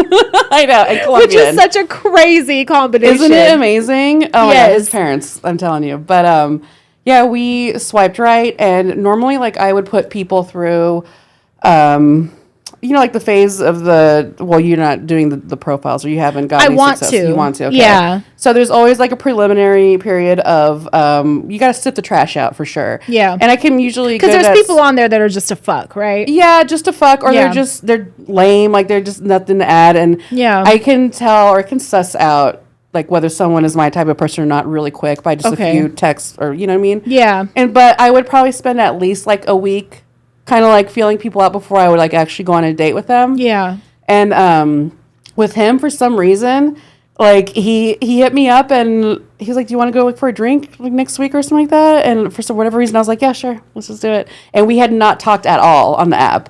It was just like we matched. This is the one time that you didn't do your vetting. The one time process. I did not vet. Because the universe was like, yeah. What do you think about this? Yeah. Yeah. How about this one? And I was like, oh my God. Cute. Yeah. And I just was like, yeah, fuck it. Why not meet me at my art studio on Tuesday after work? And he rolled up on his little bike. He was you guys didn't talk first? No. Texting first? I think he only said his only text to me was, ooh, I like your style, or some shit like that. And I was like, oh, he recognizes it. Yeah, okay. I was like, oh, you're cool with me because if you like my style. A guy ain't really going to point that out. No, or be like not intimidated or whatever. You know what I mean? Because like, yeah, the guys can be really stupid sometimes. Yeah, of course. He was most of the time. He was not intimidated whatsoever. I think he did tell me ahead of time that he was 5'6", which I think is hilarious because he's 5'3". Oh, is he? Oh, I'm okay. 5'10". Okay. Yeah, so I love it. I fucking love it. I told him meet me at my studio. He texts me, goes, I'm out front, and so I'm like, okay, and I go out there with my little artist, I'm in my studio in my little element, and I see him with his bike, and the second we saw each other, it would like we're the cheesy love at first sight people. The second we saw each other, I saw him do this double take on me, and I was just like locked in on him, like, look at this little cute ass little man. And literally from that moment on, we were inseparable. Like we were, that was it. That's never going to happen for me. Don't ever say that. Don't you ever say that. That's not going to work like that. But you know what it was, though? That's the universe. You know what I think has a big part of that, though, is I am extremely attracted to purely people's personalities. Like, I will date, like, if you looked at all the people I dated, it's a wide range of interesting looking people. And I really do not like traditionally attractive people. I don't either, I don't think. I just like humor. Yeah. And intelligence. Beyond. Those are the most important to me. I love ugly people. Like something about it. Yeah. Like an ugly person. It's like unique, like I don't know what it is, but I don't like conventionally attractive. I get bored. I had one that was super conventionally attractive and I felt weird about it the whole time. I'm the bad bitch in this relationship. It can't be you. I'm not gonna keep fighting you for that spot. Like it has to be me. Like it's just it was weird. He was very vain and he was very conventionally attractive. It was like off-putting almost. He was so attractive, and it was like. Well, I was going to ask you: have you ever dated somebody who was hotter than you, or you thought him? I think. Well, no, we were neck and neck. Okay. I don't think he's hotter than me, but I would think of him. Yeah, because he was like in shape, crazy in shape, and like just a hot person. Yeah, like a undeniable. Yeah, it's weird. It's weird. I'm just not into that. No, not for me. I like it. That's not for me. Yeah, not for me at all. But I was really just open to whoever, whatever. Yeah. I really just like, I was on this thing where like, let's see how many free dinners I can get a week. Yeah. You know, but just going on dates. So whatever. Yeah, fucking let's go out. Like entertain me. Let's see what happens. Yeah. And that's really how I approached my dating in that period. And so I wasn't expecting it. I wasn't wanting it. I think was when like, you're not looking for it, that's when they fall in your lap. That's literally that's like the universe. rule. Yes, that's exactly how it happens. Yeah. So that's kind of like how I would recommend approaching dating is go into it not looking for the person or even thinking of the end goal of having your because that's putting pressure. It's putting pressure. Like weird pressure on yourself and and the other person. The expectation is like strange to make someone try to live up to that. Yeah, you know what I mean. You have to enter it just wanting to have fun, get the most out of the situation. Some people are meant to be in your life for one night. Some people are meant to be in your life for 10 years. Yeah, whatever. Just go out there and hang out with them. You know, for sure. So, but with us, it was just really easy situation. And he's a creative too, and you didn't know that, right? Mm-hmm. He makes music. So he makes music. Mm-hmm. Is he a chef? No, but no? we. You just live like you are. You decided you are. No, he's following your motto. He has it in him naturally because of his Italian. Like he has, he's a food snob. He does not mean to be. Okay. It's just how it is. It came across like he was a chef from the way y'all cook at home and shit. It's in my notes. I put chef question mark because I've always thought that was part of it. Well, we got recruited to be on MasterChef. I don't know if I never really talked about this too much, but we got recruited by a reality TV company, and they're like, "We want you guys to try out. Like, we love you guys." Yeah. And so we did like hardcore. You guys training. Advanced. Oh yeah, we got to the end. Yeah. We got to the point where. Like we did the physical exam, we met with private investigators, like all these things. You have to do a psychological evaluation. Oh, wow. And we got to the point where they were like, pack your bags and you'll know within the next 2 weeks if you're going or not. And if you are, you have to be here in 2 days. Oh, shit. And so we were that. And then we got the email saying like, I'm sorry you didn't make it. And they fucking dropped the ball. Dude. Because that would have been amazing. Imagine the talent. Y'all blew it. Well, so that's the thing. The recruiters were like, we cannot believe they didn't pick you. You know what I mean? And then we watched the season and I'm like, look at these like maybe it would have been here. And I was going to say, maybe it would have been too easy a win for you guys. We would have been... You would have stood out too much. Yeah, and so it would have been not as much of a competition for the other West Especially with him, and you don't really see these type of people on the shows, but he is extremely animated. Yeah. Like, he will, like, clutch his pearls and gasp so loud. Just from your social media and what you share on there. Yeah, I'm like, you guys are fucking the same. Oh, my God. Yeah, no, I don't think a day goes by where... we don't both cry laughing or like laugh till like one of us pees our pants. And that is the goal. Yeah. That's the goal. To find someone that you could fucking do that with. Are you kidding me? No, that's what all of us should have. Well, I'm clinically depressed, and so I treat him as like my emotional support, like that husband. You get to have every day. Like that's amazing. I have to. Yeah. You deserve that. And he would thank you. And he works for me, and we run this show together. And yeah, you guys are killing it. Thank you. I wouldn't be able to do a lot of the stuff I get done if it were not for him. Yeah. So such a great team. Thank you. Yeah, I love that. I love that for you and for y'all as a couple. Thank you so much. Yeah. You should definitely get him on and pick his brain because there's not many men like him, and I think it's important. He's very animated. He has great aim. You guys went viral from the fucking carnival, whatever it was. Goddamn chicken in a pot. Yes. Oh my god. Oh my god. Like he made this shot. I'll share it on our page. I did share it on our page, but I'll share it again if you guys missed it. It was a carnival game. He fucking nailed it. Went viral. It's the most amazing video ever. I think people love it because of his genuine reaction to the thrill of it was just like, oh my god, this guy is... And just the fun. Just, you could tell how much fun you guys were having, and it's so nice and pleasant to see that in the dumpster fire of a world we fucking live in. Like, well, that's even more reason why I'm glad I found my person, because like I don't need to go out.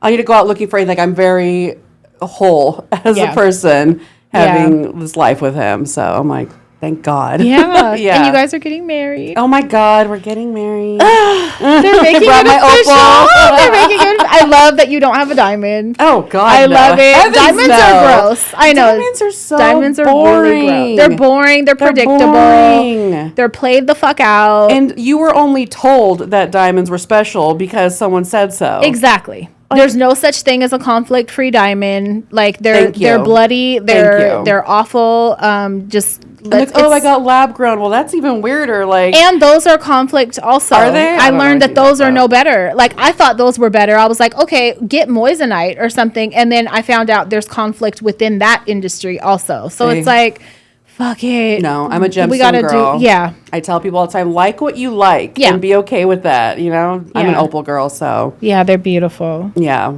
I'm very happy for you guys. No, thank you. What else do I have? I heavily believe in doing whatever I want my whole life, and you are someone that lives that same way. And fucking, I just had that in here because we are alike in that way. You're a thrifty gal. Mm-hmm. Did your fabulous mom thrift also growing up? No. No? Is she bougie? Bougie. Is she? That's why Would she not thrift? Okay, so like I try to take her. She's like, I show her the things I find because I find like amazing 100% finds. Linen, like beautiful shirts, like you know, designer stuff or whatever. Mm-hmm. And she gets jealous because she wants that. My mom is like, she's kind of a shopaholic. Okay, but her love language is gift giving, so it's great. So mine is too. So yeah, so there you go. Yeah. No, she is bougie, and she's always been like back in the day. Like she was one of those people who really like aspired to the whole concept of preps, like preppy people, like in the 80s. Oh, like okay. the BMW driving, like with the sweater tied around your neck. When she does and the collar, like she oh my god, sweater over her shoulders. Really? It's like, okay, kitten, like what are we doing here, Claire? Okay, Claire, what's happening? Okay, yeah, no, but I think that's part of what added to me being so tomboy growing up. Because you were not that. No, I never was that ever. We're very opposite, even to this day.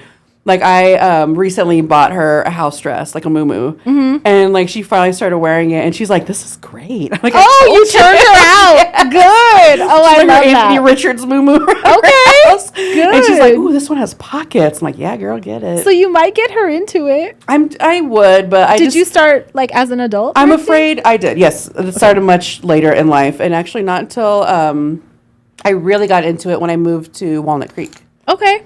Because there's some good donations out there.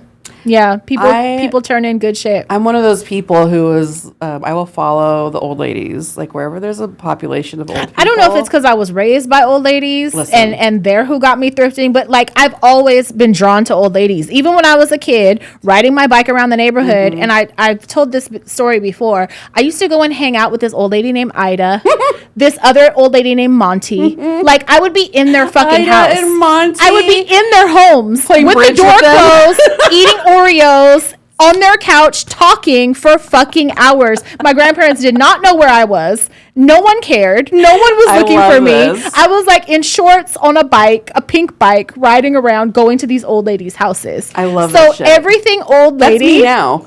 My best friend is an 81-year-old that I go to. Yeah.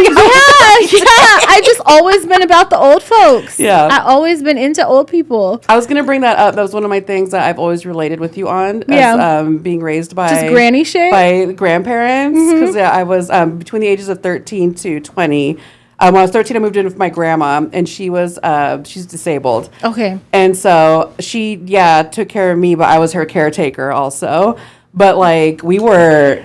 Granny snacks, granny TV shows, granny activities. Like I have a Ziploc of sweaty prunes in my purse. I would love that right now. Or like fucking tissues in every pocket. Yes, a half a stick of gum. Like I would love to have a mint and a bag of prunes in my pocket right now. Or some grape nuts, some Werther's butterscotch. Yes, all that, all of it. Yes. I'm all about that shit. Yeah, I love that. I relate to you a lot on that though, because I think people who get raised around those grown grandparents, you're so lucky if you had that in your life, like that generation. I am thankful that my nutrition is as good as it is because of being raised by old people like that. Some brand. Even my fiber. I'm all about the brand, but I enjoy it. Like it's not because for a health reason. It's because I miss that taste and I want it. I probably hated it growing up. I wanted fucking Fruit Loops or something. Yeah, we have Raisin Bran or we have Grape Nuts. Grape Nuts. I was gonna say, do we have You Grape take Nuts? your pick. You could get a spoonful of sugar in it, right? But like, we put butter on ours and hot milk. Did you put hot milk in? I had it warm a few times. Okay, so I don't know how people eat it not cold? Warm. I feel like that's just gonna break your teeth. You got to let it marinate for a minute, or you're eating gravel and your teeth are gonna chip for sure. Gravel. Yeah, you have to let it sit. And, that makes like sense. think for a minute. Okay, because we put hot milk in there and that shit turns to like this porridge. Yeah, a thick, heavy ass like. Buy me a porridge. box. Yeah, I know. I might have that for dinner. I might. Yeah, no, my nutrition is really good in my eating habits because I love some prunes. I was inspired, dude. Pure cranberry juice, man. I'll drink that like a shot of vodka. Dude. Yes. Yeah, 1000%. They really did us a favor and didn't even know it. Sure, but I'm very comforted being around elderly or like being in their world, their realm. Like, I feel like right at home. The vibes are good. Oh, 100%. Very comforting. I was going to say they are warm and cozy. Yeah, and some good gossip. There's some good They're gossip a little messy. There. Yeah, they're a little messy too. But they do it like in a classy way. Yeah. You know? Yeah. Which I love. Not trashy. They're classy. Oh, they're classy. Yeah, I love it. I love that we have that in common. Do you think you'll ever do an art workshop or an art class? I would like to. Yeah. Yeah, I want to resurrect the glitter workshop. For one. Yeah. I would like to bring my girls. Yeah. Yeah, I would like to because I think it's important to glitter the world. I'd like to see more sparkle, more color. Yeah. And I want to give people that ability to do that, the knowledge of how. Other than that, I don't know if I would want to do classes, but I definitely want to do like apprenticeship. Yeah. Like I would like to work one-on-one with some students or some young artists. Yeah. That are trying to get their hands dirty, you know? Mm-hmm. My mom used to run a after-school arts program in Riverside. Really? And, dude, she was a grant writer and just got it completely funded. You did talk about that before, that she's really good at that. Dude, she ran this program for, maybe 8 or 10 years and changed the lives of so many children. Like, they still talk about her, you know what I mean? Yeah. Like, she really did so much for this community. And it was in the east side of Riverside, too, which was, the at-risk the brown children. kids. Yeah, all of them were out there. And so that's where she did all of her work. And that has always inspired me. And maybe that has to do with me creating these platforms for other people to participate and showcase their work comes from. Because I see the value in that, why that's so important. Like, it's not just the me show. Like, there's me, but how about all this? Also to share. Yes, so that you could keep it going. Yeah, I feel like absolutely. Not even just for kids, but also for curious adults. And there's nothing more frustrating than when adults tell me oh, I couldn't even draw a circle. I couldn't. Right. You don't have to. Yeah. It doesn't have. It could be so fucking amazing. It doesn't have. That's what would you make it draw amazing. A shitty circle and learn to love that shitty circle. And that shitty circle is what I would choose over the perfect circle. Thank you. there is people for whatever you create, and I feel like I don't get to convey that. I wish that more adults had opportunities, access to creatives that could share that message and encourage them more to get their hands into some art forms because everybody is capable, and not, like you said, the shitty circle will be fucking amazing. However you make it, whatever you make. And maybe you don't consider yourself an artist or an artistic person. You can literally approach anything in life artfully. You know what I mean? no matter what it is. I've seen people do cooking, anything. Dude, I've seen dudes throwing pizzas, and I'm like, that is a ballet. That is art. You know what I mean? It is. There's a shop right around the corner from where I live, and they throw them in the air. And how amazing is that? It is. And I look at it, and I'm like, do they realize? I don't even think they realize. I hope they do. Yeah. But I hope people recognize that more, too. You can do a lot of I don't want to to see that stuff get lost to technology and shit. I want more people to make things. Yes. So, I follow so many fucking people that are just, making anything, people that are painting bricks, people that are fucking, just whatever, doodling on their walls in their house. Shit doesn't have to be perfect, but because it's yours, that makes it perfect. Yeah. I want more people to understand that. And especially now, now is the time for people, anyone, everywhere, anyhow you can, get color on the walls, anywhere. Right now, being colorful is such a form of activism. It's a form of fucking protest. Of all of this home goods beige and fucking khaki and gray shit that they're shoving down everyone's one's throat. That aesthetic is like, I'm allergic to it. It is so lack of soul or like any personality, any life. Yeah. And it's like, and it's on purpose. Yeah, it is. You see, all the fast food restaurants are turning into that. Not saying that I just love them down so much, but they used to be colorful growing up, and they used to have personality and be fun. Yes, I want to buy the cheeseburger stools and shit. Don't fuck with me right now, dude. I need them in my house. I need them. Yes, I need a Hamburglar fucking outside my bathroom. By the way, there's this girl on Instagram. Like, her dad was like a regional manager for like McDonald's since like the 80s, and for some reason he has like don't even say he has all that shit. He has everything from McDonald's. Grimace. Dude, everything, to the point where she has hamburger pendant lights. They hang from the ceiling like a chandelier hamburger. Glass. Stop. A glass hamburger McDonald's. Like, are you kidding me? I told her, I was like, how many kidneys? I got 2. I know. What do you I don't need? need them. What do you need? What do I got to do? Because I'll do it. Yeah. Oh, my God. I just sidetracked hella right there. But that's what I'm saying. Like, shit used to be fun and have personality. And it's not like that anymore. No, everything got sold off to the lowest bid. Whatever is the cheapest to produce, that's what we're putting out there, so we get more. And they're selling it as like classy or whatever. I'm not falling for that shit. No, it's sterile. Yeah, and it's ugly. It's so ugly and bland and flavorless. Yeah, I'm not falling for it. No.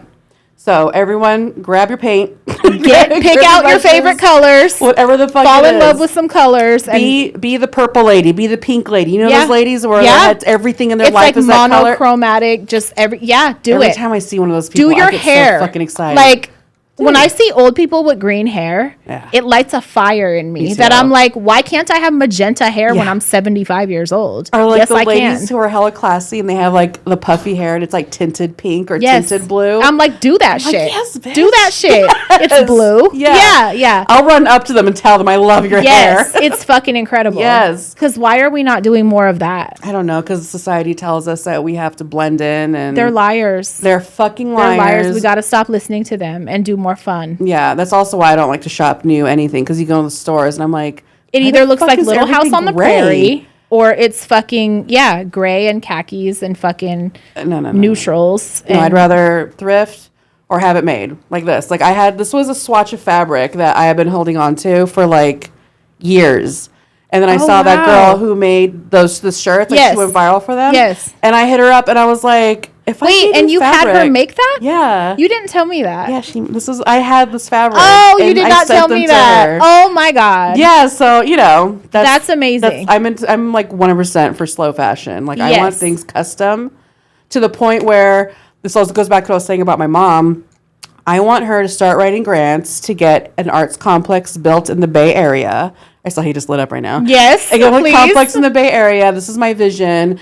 It's multi-levels. The first floor, it's kind of like an open walk-in plaza. You can have some galleries, cafes, music shops, bookstores, whatever. And then atelier stores that sells work from artists. And all the artists are in studios above. So you can walk through the studios like a mall. Oh my God. And you can see everyone's spaces. You can walk in, meet the artists. You can talk to them, like see their work being made. Yeah. And an artist can sell their work just out of their studio to you. But like, I really want to focus on people who specialize in textiles or fashion, because I would love to have a place exist where I could walk in and meet an artist or designer whose style I love, and they can make me a piece of clothes custom for me. Yeah. Like, you can't do that anywhere. That doesn't exist. And that used to be normal. That used to be the norm. Yeah, that's how it was done. You know how depressed I get about that? Dude. When I think about clothing or something I want, right? Yeah. Like, let's say I want something with fucking tomatoes on it or something, right? The chances of me finding that, slim to none. Yeah. And then, like, in my mind, the color combinations or whatever I want. And then I could have something printed, but it's going to be shitty and it's not going to be what I'm envisioning. But back in the day, someone could fucking hand dye things. Somebody could everything was bespoke. Like that everything. Was the norm. Yes. And those became heirlooms. And you might get lucky and thrift something like that. Right. But we need to bring that back. Yeah, that's like I want to make that a norm or help create that. That would be amazing. One, because the artists in the Bay Area need that more than anything. But also people need that. Because a lot of communities would love to go. Like, so many people are into fashion. Like, imagine going, like, you have an event coming up You go to this big building, you find someone that you love, and they design you something made just for you. Yeah. I will pay whatever, like, Exactly. save all my lunch money to have something made like that versus going on whatever, like, website. You know what I mean? And you get it, and that's some piece of shit. some bullshit clothes comes in a plastic bag smelling fashion. like cancer. Yeah. You know, like you open it and I'm like, oh.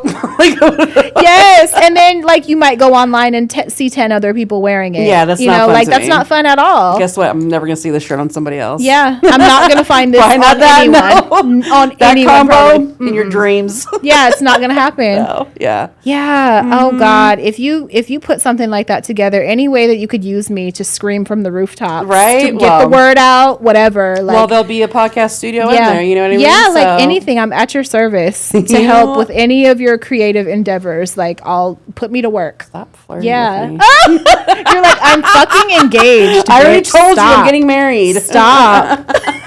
Well, yeah, well, I'm going to make my mom listen to this and that'll really encourage her. I'm like, Mom, you could be like the godmother That made of it happen. Bay Area art scene. Like, you could save the art scene. You. Yeah.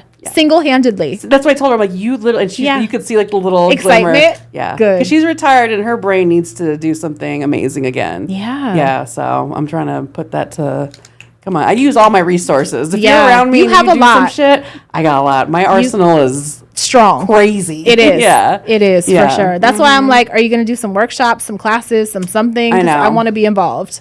I want to sign up. I want to bring the girls. Like that's the kind of shit I want my kids to be around Right. and see and like know that like you can make shit. Yeah. Like, yeah. So I'm busy doing stuff, but if I can loop people in, like I'm looping in my mom or other friends to do stuff, Yeah. or like the table setting thing, Yes. that's how I make it happen. Yeah. I'm like, this is an idea. Well, you just go ahead and start that, and I'll help you. You know? Yes. Yeah. Sometimes I do. I initiate Please projects like that. Plug the website for the table setting yes. before I forget. Yes, absolutely. So we are accepting applications. You can find out about the show and all the rules and requirements at internationaltablesettingassociation.org. The .org is what makes it really. Yes, I did that on purpose. Official. You like that? I know. .gov, .ca, .gov. .gov. I was like, wait, hold on. I would be like, whoa, you're intimidating as fuck right now. No, but seriously, like that, I'm very interested in that, and I already have my wheels turning There's of 3 how categories. I would want to do it. Okay, Can I tell you? Yeah, please. Okay, so there's dining through the decades, Okay. which may be a more advanced one because you basically pick a decade and everything should be period correct from a menu to all the accoutrements on the table. Yeah. The second one, which is proving to be the most popular one, is magical moments in movie history. Okay. So you could pick a movie or a scene from a movie, and that's going to be the inspiration for your table. And then the last one is freestyle. And I want people to do like whatever your heart desires. I'm all about the freestyle. Dude, Yeah. do a freaking Yes.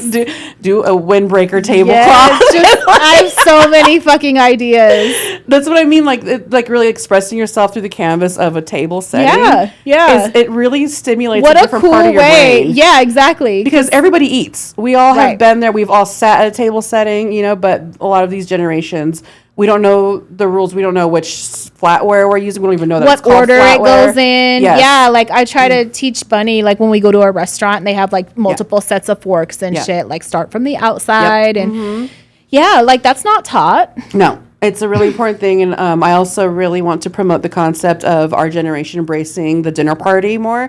That's a big part of this That was another too. one that I was going to bring That's a up. big part of my life. So please tell the people.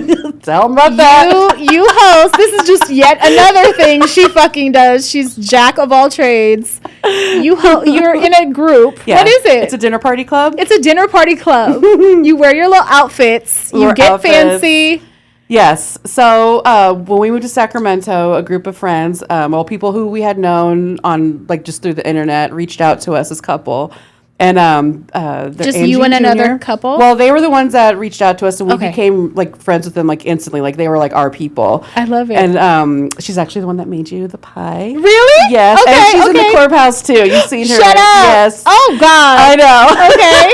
And what's in this bag is from her I'm also like, for you. she should be here. I know, what's going right? on? Well, we'll get to that. Okay. But so we meet them, and And I think they were like, they've been wanting to do something like this, and they knew we were the right people to pitch it to. Okay. But they asked us, they were like, do you guys want to start a dinner party group with us? You were like, what? And I was like, well, you're speaking my language right now. Like, so go on. I'm listening. So we said, yeah, count us in. And so they had 2 other couples that they know related to one, and the other 2 were friends that they knew casually too. They weren't like super close with them.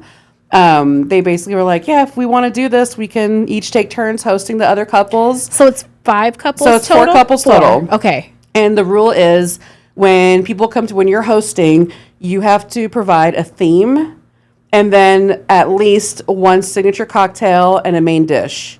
So everything else around that is extra. So if you want to do appetizers, desserts. This is art. This is an art form. Listen, it is a forgotten It is. and lost art form because our grandparents. I was going to say, is this like something they did in the 50s? The 50s, 60s, maybe in the 70s when things became more fast, like more about convenience, like the microwave came out and like packaged dinners became different. Yeah. I think society kind of like veered away from the setting the mood of the meal, you know what I mean? Yeah. And we lost that. But back in the day, back in that era, it was so important for a family or a couple to host dinner parties. Yeah. One, you're showing off. This is what we're like working It's a hard flex. for. It's a flex. Mm-hmm. But also having your closest people around you and showing them like your best that you have to offer is such a wonderful experience. Like it really creates intimate moments with the people that you have in your circle. Just for community. Like it's kind of what humans are supposed to be fucking doing. That's exactly eating what together and you know, breaking bread with your closest people is like the fundamental core of humanity. Yeah. And we don't do that anymore. And I'm trying to bring that back in a way that we embrace it again. Mm-hmm. And we live in such a disconnected society, I feel like. Everything is... We're set up to disconnect. It's very individualism weird. is like the way like capitalism runs. And we just talk to each other through these phones. We forget that being in person...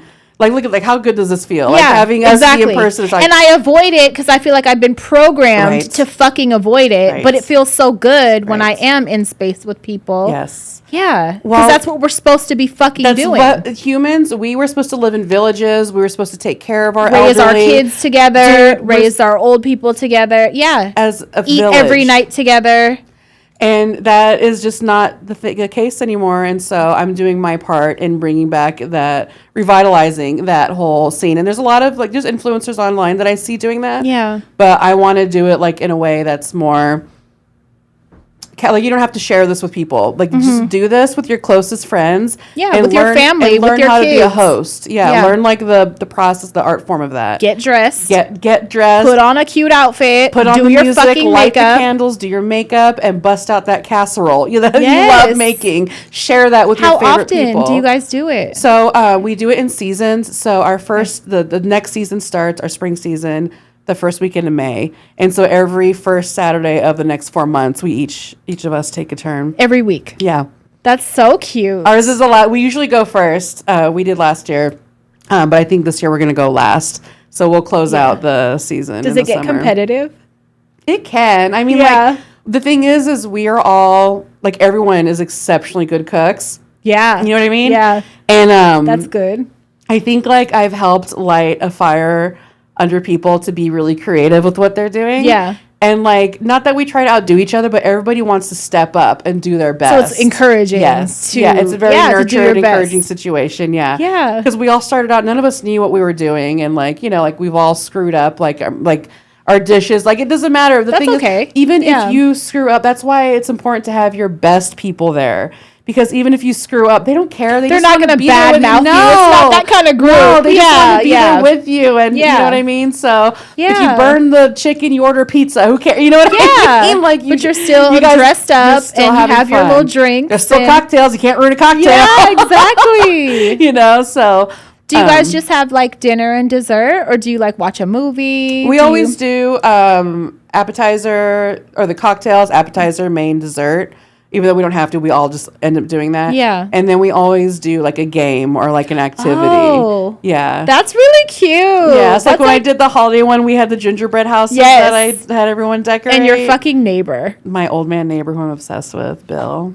Tell them about Bill, please. Bill is like heaven sent. Like, Bill where is my did Bill angel. come from? The universe sent you your man and Bill. Like, Yeah, where's that's all mine? I don't. Where's my Bill and my man? Like, fuck. Man, you got to get that profile set up, Something. girl. I have to work on my bio. Like, we're gonna next time come in. Can we workshop that? yes. Okay. We're gonna have journals and we're gonna fucking all sit down and brainstorm. Yeah. No. When we moved to Sacramento, everything fell in place, and we met the dinner party group. Your home. My you live home, in this it's a mid-century castle. My landlord. Well, he's not even a landlord. I call him the homeowner because we met, and like he was like, "I want you to live in my house." He's like, it looks like it was built for you, dude.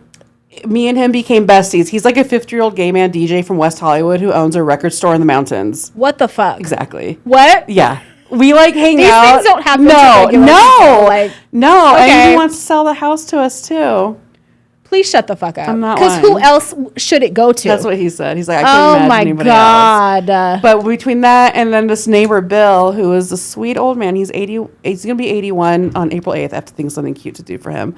But he is just like the most thoughtful, giving person I've ever met in my entire life. Did it start with like borrowing sugar or something? Kind of. How did it even you guys connect? He the day we were moving in, he was walking his dogs past us as we were loading stuff in the house, and my man was outside, and he just said like, "Oh, hi, how are you?" Like, he introduced himself, and then he goes, "Red or white?" He asked my man. My man was like, "Red." I don't know. Okay. And Bill's like, "Okay," and he takes off, and then he came back later with a bottle of red wine for us and like some other like cute stuff, and he introduced himself, and he'd been living there, super welcoming, and he and I just connected, and Romy, my little Chihuahua, connected with his dogs, and she had never socialized with dogs before, but like now she got cousins. Dude, she got like family, what? dude. Neighborhood cousins. I tried to take her for walks, and she would literally just drag me straight to his house and refuse let's to go. Yeah, she's like, Mom. we're going to Bill's. Come on. And just like every day, like I get up and she just takes me over there to go bark. To go bark. I'm here. You guys. I'm here. I know he'd be in the house and hears her like Romy's outside. Yeah, come on, guys. And she comes in and runs all over him on his own couch, and he loves it. But he's just got the most amazing history. Like he used to own thrift stores. Yeah, like in Oakland. Does the story get any better? Yes, like, you want to hear? Are you fucking kidding me? I'm getting pissed off. Listen. What? So, gay man, like. This is like, I don't know if it's like in the 70s or when this exactly happened. But the love of his life had passed away. But he was in his kitchen and he heard his next door neighbor crying, this Asian woman. And he, him being the fix, he's like, what happened? And she was about to be deported or with some situation where she had to go back to China. And she desperately wanted to stay because like her lover was here or something. And so anyways, he married her to keep her here, and he stayed married to her until she passed away, like later on in life, but just so she could stay. And so like he showed me this picture, and he goes, "This is our wedding picture." He's like, "That's me, that's her, that's our boyfriend." Like that's, you know what I mean? Like it was like this really amazing situation. He's like, that's something I would do. This for some but like what? Yeah.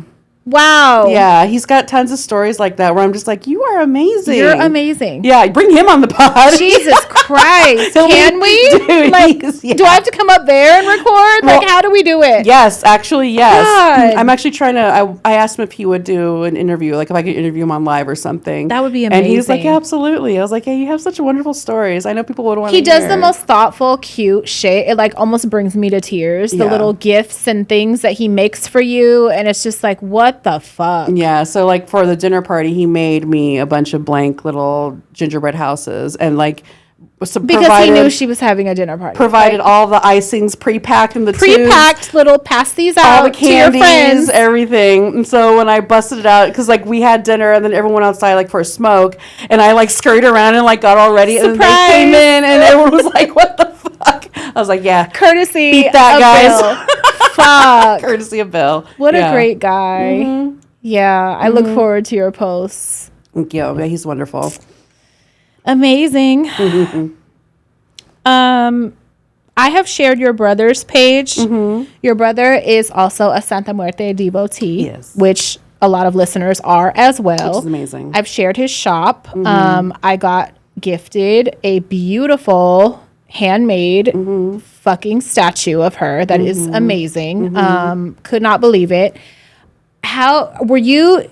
Did you guys grow up with her in your life, or no? This was much later on. We were both recovering Catholics. Oh, okay. Recovering. We're both in recovery. Love it. Because that really burned an image in your brain. No, neither one of us were very much religious at all. I think it's both because we're both exceptionally extreme cases of ADHD. Okay. So, like, the information just never stuck to us. Yeah. You know what I mean? Yeah. Like, that's where disassociation really saved my life. Yeah. Like, and that man was up there talking at the pulpit. He could have been speaking a different language. I don't know. I was in my own, like, head, you know? So, no, we were not until much older. And my brother is a really intuitive person. And he's a rock and roller. And he's grew up being kind of like a little bit of a partier, like a Lodi, and I think he just got to a certain point in his life where he was just ready for more like substantial form of existence. You know what I mean? More intentional with what he was doing. Yeah. And she just called to him, and it was like an easy. He just felt at home with her, and it was really amazing to see. Yeah. Like my brother go through this like really incredible growth period. You know, and so I really kind of accredit a lot of my growth to her, and especially a lot of my success and like the positive things in my life. I think it's the safety that comes from her that makes people feel like that. Because I could she's see a mother figure to me. I bet 100%. And I think for like him too, it was just like a really natural thing for him to be attracted to. Like she called him and he answered, and he's got a lot of things to do. You know, him and I followed each other a few years ago, and I'm not sure how it was prompted, but I quickly saw that we had that in common, and he seems amazing. It's just you two. Do you have any other siblings? No, that's great. We've been best friends since we were kids. Are you guys close in age? Yeah, he's 2 years older than me. Oh, okay. We're super close. Yeah. Yeah, we've always been besties. We've always been like, we've always got in trouble for just laughing too much. I love that. We were just cracking up about this, how like our parents used to separate us all the time because they could not deal. They couldn't be serious. No, nothing serious. It was like everything was a joke to us. Good. Like they would just be like driven to like their wits' end with us. Like they would have to separate us. Yeah. But no, dude. The stories we could tell. But no, we've always been super close. I love it. He's always looked out for me. Like I said, our parents divorced. They were very much into themselves and the situation when we were growing up and working a lot. And so it was always kind of just like us looking out for each other. I love and that he's y'all always had been my each protector. other. Oh my God, I don't know. Like I will cry just like thinking about my brother because he's so important to me. Yeah. You know? And I love what he's doing now. He was a chef for many years. I call him the rock and roll chef. Yeah. Were you guys in a band together? Yes, we have a band. Yeah. Yet another fucking thing. God, how much time do we have? She's a drummer, guys. She's also a fucking drummer. Like, let this be an example that we can do fucking everything. Not anything, everything. You don't have to worry about being consistent either, because I've been playing drums since I was like 13 years old. And you're still a drummer. It's not going to go away. It's never going to go away. Yeah. I want to be loud and aggressive. Add it sometimes. to the fucking resume. The roster. The never-ending resume. She's a fucking drummer. Listen, I don't do it purposely. I'm just filling my time with good fun shit. Okay? I have a cousin. He might be a favorite cousin. He's not the one I got freaky with, but he is like that. He's done every fucking thing. At one point, he was like a professor at UCLA. He's like young. He worked for Porsche. He's an artist. He worked for Porsche. He does solo art shows. He does woodworking. He's done every fucking thing. See, that's just someone that doesn't hold themselves back. He doesn't. And it's my artsy aunt's son. So it makes sense, you know, because she's an artist. But like his brother, I don't think really got the art thing. He's an example of one that did. I feel like everybody has a kid in my family that got it. He got it. And he reminds me so much. You remind me so much of him because like y'all just do everything. Like I don't know what to you do not hold back. You do not limit yourself. No. So the band, like, yeah. What, were you a teenager? Were you an adult? I mean, I started playing drums. I wanted to start playing when I was like 13 years old, like a 12 or 13. And I taught myself how to play just by listening to AC/DC and B-52s. Yeah. And when you naturally have rhythm, you learn, you pick it up. Yeah. But then there was, then my dad sold my drum set when I went away for Christmas one year. Why the hell did he do that? Because he was mad that I chose like my mom, like did the divorce. So he was like, I'll just clean house. I'll just clean house and say, well, you're not my dad anymore. You got rid of them drums? You can get rid of my dad. Yeah. No, we didn't talk for like 4 years. Because of the drums? Well, that was part of it. Yeah. But it was just like. Or just the act. Give me a break, dude. New drums, new dad. Exactly. Fine. No problem. Yeah. So I went without them for years. And then, my brother had a music studio in the Tenderloin. He still does. Our music spot down there. Yeah, on Turk, right next to Aunt Charlie's. Oh, wow. That was like my bar. I used to sell drugs over there. I bet. Yeah, I did in the 90s. I did. It was a wild time. Had drugs thrown at me on the street, literally. That's actually pretty welcoming. I loved it there. Well, so he had the spot, and I think he asked me, he was like, do you ever think about drumming again? Because he's always looking for a stable drummer. Everyone wants a drummer. Okay. Everyone wants a drummer, but nobody wants to live next to one. Yeah. You know what I mean? Drummers They're hard to find. They're horny people. That's true. Yeah. The Rhythm Nation, baby. I think it's the rhythm. It's the rhythm. And everyone loves a drummer. Yeah. Drummers are fucking horny. I dated a drummer, a pretty known drummer, and he was like just a sex toy. Basically. Yeah. Anyway, but he was like, I need a drummer, and I was like, fuck yeah, I'll get a drum set. And so you did it, and I got a drum set again, and we put it together, and he and I formed we call it Stoner Garage, but it's basically like doom stoner metal mixed with garage rock. So awesome. Yeah, so it's just a 2-piece drummer and a guitarist, and he was the singer. And we just made heavy, loud ass, fun music that would shake the walls. Like people would in the studios would come down there and be like, "That's just two people holy there?" shit!" We're like, "Yeah, dude." Do you still do it? So I had to recently. So now I live in Sacramento.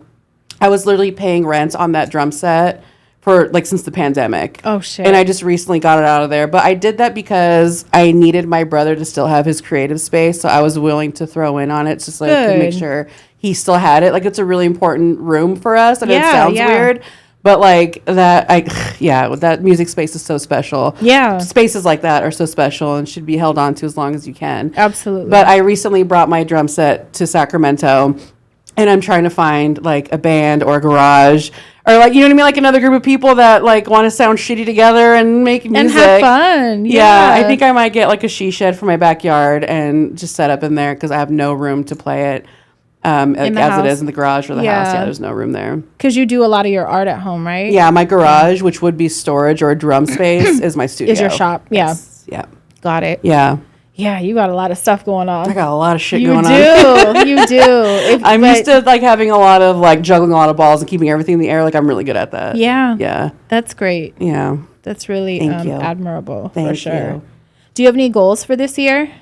Well, I gotta get this wedding over with. Oh wait, I forgot. Oh my god, I forgot. That's coming, huh? That's this year. It's this year. Yeah. It's in October. I won't say when or where. Yeah. But yeah, it's at the end of the year, and it's I guess I kind of have to say when. It's on Halloween.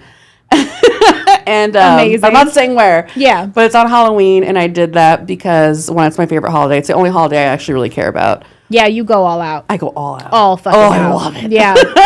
For the kids, I love it. Yeah.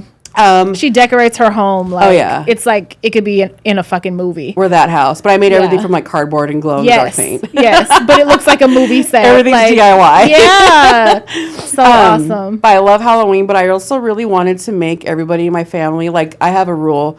And we already talked about this, but my rule is there are no neutral colors allowed on any of my guests. So you're not allowed to wear white, beige, gray, navy blue. That's a good rule. You are not allowed to wear that. There's only two things you're allowed to wear to my wedding. Either a costume. Okay. And that could, I guess, if you wear Pee Wee Herman, then you could wear a neutral gray, right? Okay. Either has to be a costume or bright colored retro formal wear. So anything that's 60s or old school, a baby blue tux. Ruffled. Well, that's what my man's wearing. Oh, is he wearing baby blue? I'm wearing pink and he's wearing baby blue. Shut up! And we got the rooms that are pink and blue that we're gonna be. That's gonna be beautiful. What a cool event! Yeah, no, it's a costume or colors. Yeah, that's gonna be great. And it's in a really amazing venue. And I love that for you. I hired a Frank Sinatra impersonator to be our wedding singer. Good. Yeah, so like I told people like I actually hate weddings. I'm the anti-bride. I hate everything like the patriarchal, getting the government involved, all of it. Like I don't like even the weird things they have you do. Like my dad is not giving me away to a man. Like that is fucking weird. No, like, that's very fucking weird. Grow up. Yeah, it's so gross. It's very gross. It's very primitive. You know? What are you talking about? So there's a lot of aspects of marriage that I'm just not into. I know you'll do it your way. I have to do it my way. Yeah. And once I got over it, so we're doing this because, well, yeah, of course, it's the only man I would ever marry. Yeah. But we plan on living internationally with each other, and so it just makes sense for us to have this. Wait, what? Oh, yeah. Where are you going to go? Oh, we are out of here. Where are you going to go? We are gone. Don't leave. You're not even looking at me no more. I'm not even here anymore. I'm so gone. Don't leave. Are you serious? Yeah. Go to Mexico. Oh, maybe. Go to Mexico City. Maybe. So then you're far, but not too far. So But it's still like the thing is that he's Italian, so he can get his Italian citizenship. Oh, he's like real Italian. Yes. Oh yeah. No, his okay. grandparents and parents or dad were all Italian. So so I want to get married so that I could get his citizenship. And you guys already been there. Oh my God. And you love it. I will go and like work in She's olive a world traveler. orchard. No shock there. Oh my gosh. She's a world traveler. Yes. No, but you love it, right? Love it. Yeah. There's so much about the lifestyle that I am so game. I would leave Didn't everything. you guys stay in like a building that was like a marble community house on top of a... Was there like other residents in the... Did I imagine that? Well, no. So it was his family reunion, and there was like 20 couples or 20 in the of same us. building? Yeah, we rented this huge marble house on the top of a hill in Sorrento. What? I'm not living my life enough is all I'm learning today. Is I'm not doing enough. That was all his family's doing. Oh my God. His grandma, when she passed away, she left money for the family to go on this family reunion trip together, and I just happened to be with him at the right time. At the perfect time. Yeah. When we first met, he was like, he got like the email from his auntie like announcing the trip. He's like, "You want to go to the Amalfi Coast with me?" And I was like, "Yeah, I'll stick around for that." I'm like, "Are you trolling me? Like, is this real life? Like, Dude, what?" So, yeah, and we went and we had the most insane. So he has family there and shit. Oh, okay. Oh, his family. There's a coffee brand called Mocha Italia out there. That's his family's business. So I could just go and work at a factory. You're gonna go fucking marry into this a Mocha dynasty. Oh my dynasty. God. Get out, dude. So wrap this shit up. Shut up. You're living the life, and I love it. Well, so why wouldn't I want to go and like I'll ditch all this to go and live out there and just live that life. I was encouraging you to stay close because I would miss you. And if you have events, I want to go. We'll like, do Zoom but podcasts. I could still go. Fine. Yeah, and I could still go. Or you come over there. You make me travel. Don't you have Italian in your blood? Allegedly. I don't. When I did my ancestry, I pulled none. My mother is an Italian woman. My mother is the most Italian woman I know. Okay, well, you know what's crazy about that? My mom did hers. Yeah. 30% Italian. We ain't got 30 is high as fuck. Well, that's why she's so dramatic. 30%. 30 is a high percentage. Where did it come from? Well, listen. So I was going to tell you this because I think you touched on this with another guest.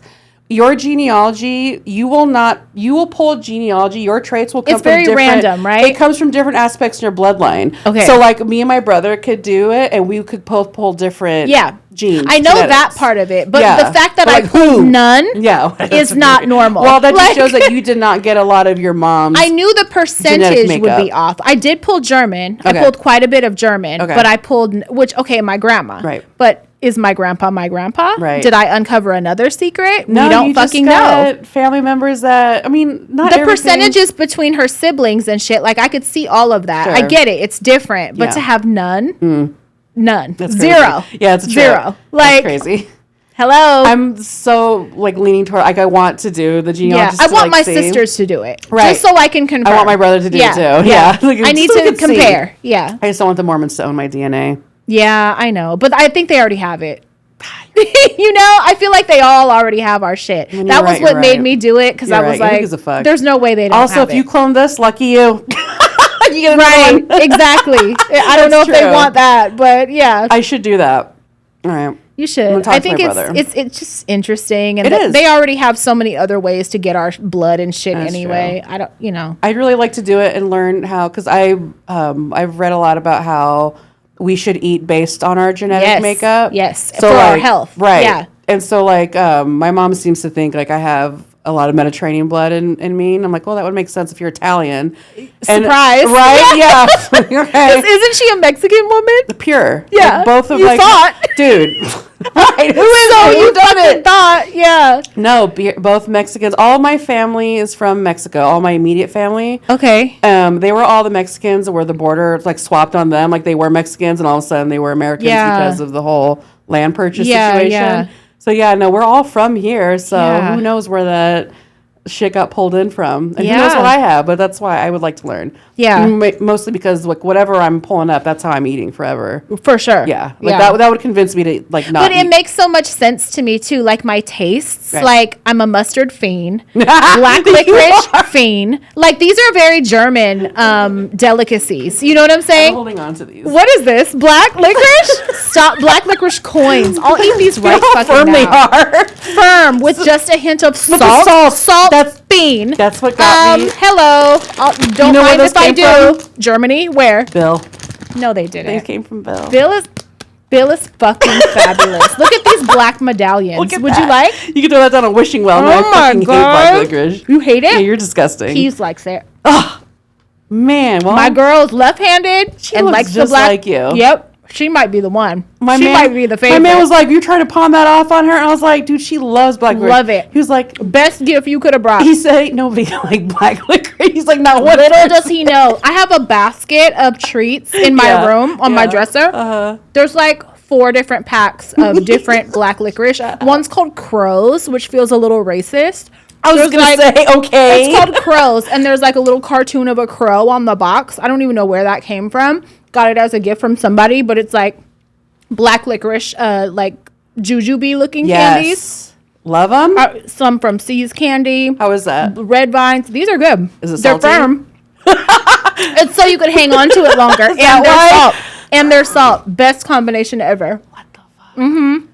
Please tell your man. Love them. Oh my God, he won't believe me. Please tell Bill. I'll tell Bill. He'll be thrilled. They're not going to waste. Then you know what's going to happen is he's going to bring me like a fuck ton of black licorice stuff for you because that's what he does. Really? If I even like give him a hint that I like something, oh, forget it. I'm kind of like that too. When I find out about people's, interests. I think that's so cute when people are like that. I'll lean into it. That's hella cute. But yeah, okay, so black licorice is very popular in Germany. Mustard. You're a mustard fiend. I'll drink it. Yeah, you will. I'll take a shot right now. Dip anything in it. Gross ass. I do like mustard, but not like that. So you got to do your ancestry. Yeah. And I bet it'll make sense with what you like. I mean, it's probably going to be just Mexican because all I want to eat is Flaming Hot Cheetos. Really? Oh my God. That's my number one vice in this Don't world. Get me started. You built a fucking Flaming Hot Cheeto. Yeah, I met the creator of the Flaming Hot Cheetos because of my work. She's loaned it out to fucking like museums, like oh my God. Actually, and fuck that guy. Really? Yeah. What happened? So I did that giant Flaming Hot Cheeto bag, the glitter bag painting. Yeah.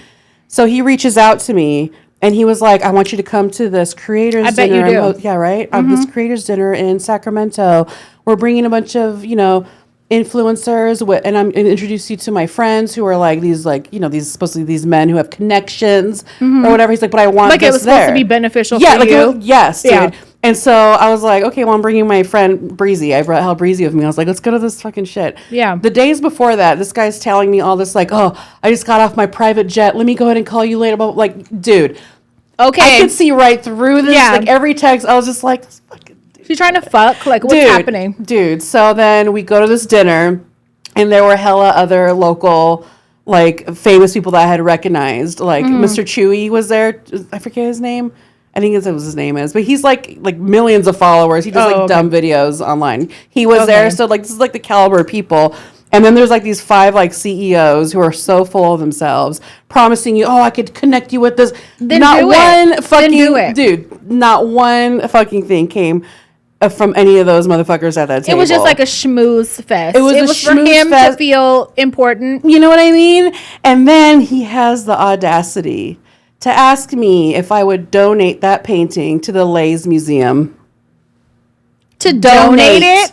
To donate it. Is he a creator? Do you know how insulting that is? Are you rich? Because why the fuck would you Did ask you just me that get off a yacht or it? something? You just fucking told me? Like what? He asked me if and I said, "No, thank you." Absolutely fucking not. No, you can buy it. That's what I said. No. And I don't care about your goddamn dinner party. Yeah, jerk fuck off your dinner party. Shove that dinner party up your ass. Oh my God. Yeah, and so I've always been fuck that guy ever since. Asking someone, would you like to donate anything? I have never been so insulting. I have never been so offended in my entire artistic life. Ever. It makes me mad when people ask, do I want to round up at Taco Bell? Like, absolutely no, the fuck I don't want to. No, I don't actually. Would you like to donate to starving families? Absolutely not. Absolutely fucking not. That's already been debunked. Yeah. Like, absolutely fucking. Well, yeah, I'm not paying your tax write-off. To donate any fucking in your thing. name so you get the tax deduction. No, why would I? No. And to me, my brain, he probably would get money for it and just wanted you to donate it so that he could get money for it. Oh, I want to whoop his ass. I really wanted to. Yeah, me and Breezy left there like, what is fuck this? y'all. Yeah, fuck all of you in this room. Fuck these connections. All of it. Any of this. To this day, one of his dudes, I recently had to block him. He was like supposedly a writer for I forget which, the Paris Herald or something like that. Mm-hmm. And he was like, oh, send me this info and I'll get your write-up approved. Like, this has been years of him saying this. I really was just like, delete. Block. Go bye. away. Go fuck out of here. else. Yeah. Fuck out of here. Yeah. Ew. I hate rich people. I do too. I think it really takes a certain level of scum to be rich. That's what my man says. So I don't desire, like, I don't have that goal in life because I'm just going to be among shitty people. Yeah. I've no rich people. Yeah. None of them are good people. No. Like, I've never met a good rich person. No. So I don't think I'm meant to be. No. You know? And I would so much rather hang out with the scumbags at the dive bar. For sure. Than I would at the fucking Ritz. At the fucking yeah. With those assholes promising you the world. Yeah. Yeah. And playing them themselves games. off on the table. Exactly. Yeah, no. Nothing about that seems interesting. Authenticity is, I think, is the only thing I really care about. Yeah. In terms of people. Yeah. Like the connections I make with people. Are you authentic? Just be the most authentic you, and that's great. Yeah. You could be any. No matter what it is. I don't care if you're a no. plumber, a carpenter, whatever the fuck. Like, be genuine. Be genuine. Yeah. Yeah. Because nothing turns me off more than finding out someone is not sincere. Oh, phony? Yeah. I'll get you out of here. I don't care. You could be peas. My like, man has I'll like get a you zero the fuck. tolerance. Zero tolerance. People. I'm cutting you at the throat. Like, you're out of here. I'm not nicer. I just won't have like any interest in you, and like I just, that's just gonna. I just won't have you around. Yeah. Like, whatever. Wish you the best, but peace out. Yeah. Like, I can't do it for me. Yeah. No. But I feel like people know that about me. So like, let's just all stay on the same page. Right. And I feel like I encourage people to be their true, authentic self. Like that's why like I like to do things like forcing people to be in costumes or you've never done a table setting, join this like event, you know what I mean? I like to kind of draw people out and just kind of be like your most colorful, fun, uninhibited person. Yeah, that you are. Yeah. For sure. Mm-hmm. Do we want to talk at all about the grossness of copycats? I'll tell you this. Okay. I hate that it happens because how much it discourages other artists from putting their work out there because we are so attached to the work we create. It's so personal. Yeah. And it's so violating when somebody rips that off or plays it off as their own without ever giving you credit as being an inspiration. So I feel like half of that shit wouldn't matter if the norm was to give credit where credit is due. Like it would be such a non-issue. It would be such a non-issue. If credit was given. It would be such a non-issue. It would be such a non-insult. Yes. It would be such a non-slap. Yeah. If people did things the right way. No, it fucking sucks. It just goes back to being a good person. Right. Yeah. You're not being a good person if you're pulling shit like that, But I want artists to also know, like, social media, it can be a double-edged sword if you let it be, but it can also be an amazing tool for you. Yeah. As long as you're like realistic about your expectations and like you also understand that when you put your work out there, you have to let go of that control of it. You know what I mean? It's just, that's how you make yourself established. It's how you sell your work. It's how you reach your audience, so it can be a wonderful tool, but you kind of just have to navigate it as it comes. Do you think you have to kind of prepare yourself for? I don't think you can. Like, how can you? What do you? Yeah. Because I think in my brain, like, I'm a nice person for sure, and so if someone said, well, what if they did this? I'm like, whatever, what are you going to do? But then it happened to me, and it happened to me that the extent that it is or did, I mean, it's still going on. I just choose to not. I've learned that I can't do anything. Like, I did what I wanted to do. Like, I spoke up. I stood up for myself. Yeah. I let other people know. I let my community know because they back me up. Yeah. And then I went and got a lawyer. You know what I mean? Good. And so that's where I'll leave it at for now. Okay. I got some wonderful things in the works, but I've definitely gotten to the point in my life where I do have to do this. I've avoided it for too long. Yeah. But I found a wonderful gay lawyer in the Castro who's like in love with my work. Good. And will do like partial trades with me. Oh, good. On the work. That's amazing. And the advice that he's giving me has been wonderful. Okay. And I should know like within a few weeks or whatever, like if my trademarks go through, and once they do, bitches watch the fuck out. Yeah. Because I'm not fucking around anymore. Trademarks take a while. They do. I trademarked Hello Dysfunction. Yeah. It took like 7 or 8 months before it came through. Yeah, because once it takes a while to get your application done, but then once it goes in, the review process is like 4 to 6 months, I think. Yeah. But it's important. So as someone who's been copied one way or another their entire fucking life, I used to fight over it. Yeah. I used to get like crazy, like show up places. Like you feel like you're getting robbed. It's theft. Yes. And it's so fucking hurt. It feels like you're stealing who I am. Yeah. You know what I'm saying? Like tattoos were commonly copied by, and it's like, you're so dumb. You don't even know why I have this shit. Like what this means to me. And now it's on you forever, you asshole. It's like the corniest shit ever. But it's like, and then you have people, I've always had people that try to convince me I need to be taking it as a compliment. Yeah. I don't subscribe to that. No, I don't. People tell you that. You can't tell me how I need to feel. And you know what? People always say, what is it? That imitation is the sincerest form of flattery. Yeah. But they don't say the whole sentence. You know, that's not the whole thing. Exactly. Say the whole thing. So imitation is the most sincerest form of flattery that the mediocre can pay to the great people. The greats. Yeah. Yeah. And so it's like, you're a half-ass. Yeah. You're making it clear what position you hold. Right. So we all understand that part. Yes. But it's just, to me, I can't imagine, like, people have done it to me and I know how bad I felt, but I cannot imagine someone doing it and then getting attention for it. That is like, I gotta come to your house. Yeah. Like, and I've offered that to you. Like, I'll go. And I found out things. I have addresses. And we're doing, like, my man, you know, he was a bike messenger for like 10 years, and he's got the whole crew like in LA. Good. And he was like, they'll go piss on her lawn right now. And so will I. Like, I have the time. You know what I mean? Like, I am very protective of people that I care about. Yeah. The stress I know what that feels like on a smaller level. And I'm just like, just keep me in the loop. Right. Because I'll do it, you know? Once I got the lawyer situation going and the advice that I did, I let go of the rest of it. And I think that's part of the agreement that you make with the universe. It's like, when you fully let go of something, the next best thing will come to you, or you'll be rewarded with the, you know. And I do believe that if you give it attention, you're feeding it. Yeah. So you can expect more of it because you're feeding it. So you can't do that. No. Yeah. I can't. I can't afford to do that in any way whatsoever. Yeah. So I've learned to leave that. One thing that's good about being a creative, though, like an authentic, true creative, is you're never going to run out of shit. That's what I mean. You're never going to run out of like, good luck, bitch. I literally said that, like, to myself. I was like, good luck trying to you don't have to worry. Please. Like, you have no worries of running out of content, running out of ideas, running out. God. It's going to go nowhere. I don't have enough time to do all the ideas exactly. that I have. Exactly. So like, I may not execute everything, but like the ideas and the inspiration, like everything is endless. Yeah. It's non-fucking stop. Have that. You'll never have it. No. You don't even know what that feels like. No. So I can kind of be at peace knowing that. I had to do that. Yeah. I really had to. And then learning what I could trademark and what I couldn't was really nice to find out. Yeah. That's good information. Yeah, because you have to be strategic about it. Patents are fucking expensive. Yeah. Those are like almost pointless to do because of how rigorous and much money you have to put into that process. You know, and maybe to not even get approved. So I don't know. We're going the trademark route.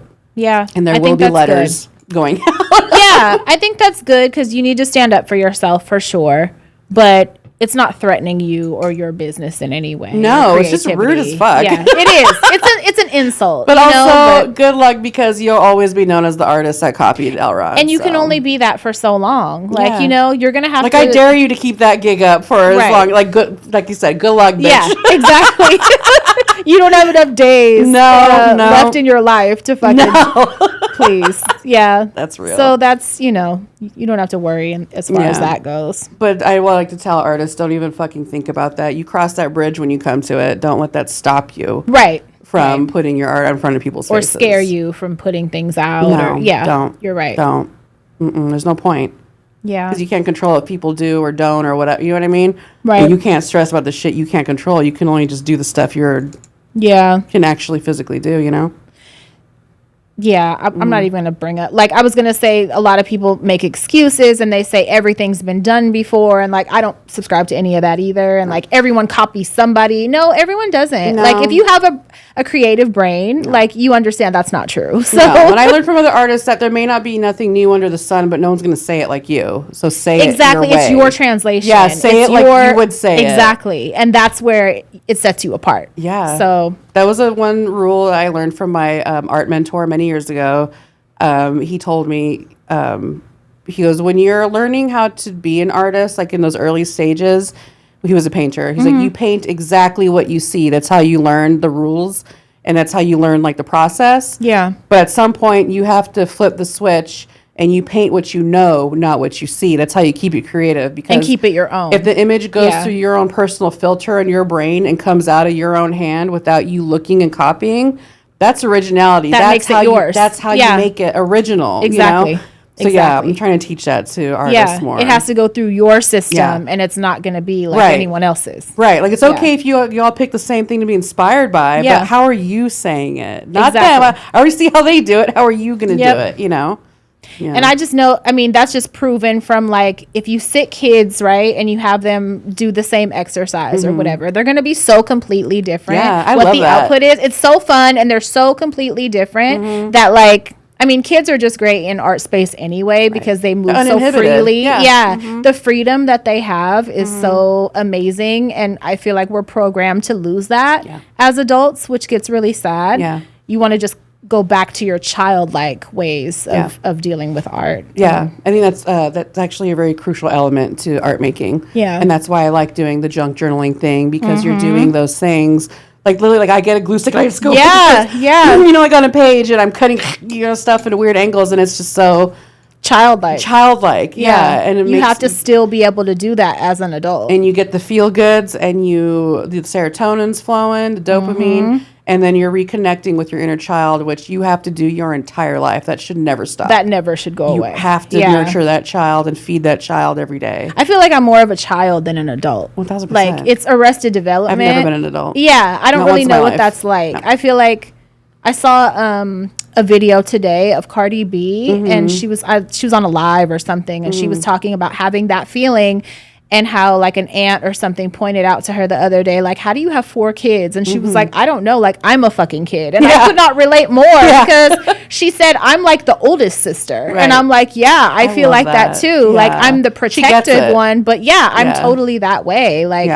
You're catching up to me. I'm not, the gap is closing, but we're still all kids. I love that for you. That is amazing. We're all kids. I'm just the one that drives and puts the house in my name. How did Bunny turn into an adult? I don't know, but it's pissing me the fuck off. When I seen her on the video clip of her, at first I was like, that grown up looks like Bunny. I was like, wait, that grown lady. Listen, she was at a frat party last night. No, she's not. UC Berkeley frat party. No, she's not. What are you fucking doing? Don't do that. You're a bunny. You're out of there right now. You got a fake septum somewhere in your nose. You're that little kid with edges laid and a bun in your hair. Yeah. And you're a little kid. Amazing. Yeah. Yeah. No, now you're at a frat party. She's adult. Fuck out of here. That's just crazy. It pisses me off badly, but I gotta just let her. Your daughter was at it.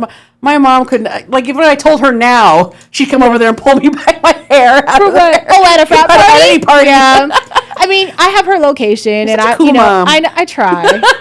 it's hard. Location is everything. That's everything. If I didn't have her location, game, right? she wouldn't leave shit. She wouldn't go no fucking where if I didn't have the location. I could 1000%. see her little moving, you know, down. You call her, not walk further. Take a few more steps. Like, I know when you're on the freeway in my direction. Like, but yeah, really it was like Grizzly Peak, fucking frat party. I'm watching her and I'm like, at first I flashed and I wasn't going to let her go and shit. But I'm like, she's about to be 18. Like, in a matter of days. Yeah. Like, I have to just let her do certain shit. And she's such a no bullshit person, too. She is. Like, really, you're not convincing her to take a pill. No. You're not convincing her to drink off your bottle. No, she's... So, thank God for that. Yeah. That's another reason. Does she have, like, that protector gene in her, too? I kind of feel like she does a little bit, huh? Yeah. Like, if she sees something wrong, she won't... She'll speak up. She'll speak up. She'll cuss out an adult quick. Good for her. Like, she's the one, like, let's say it's her and her girls or whatever, her friends, and, like, if an adult or somebody is, like, hitting on them or whatever... She'll cuss them the fuck out and call them a pedo and hella shit. Like, she's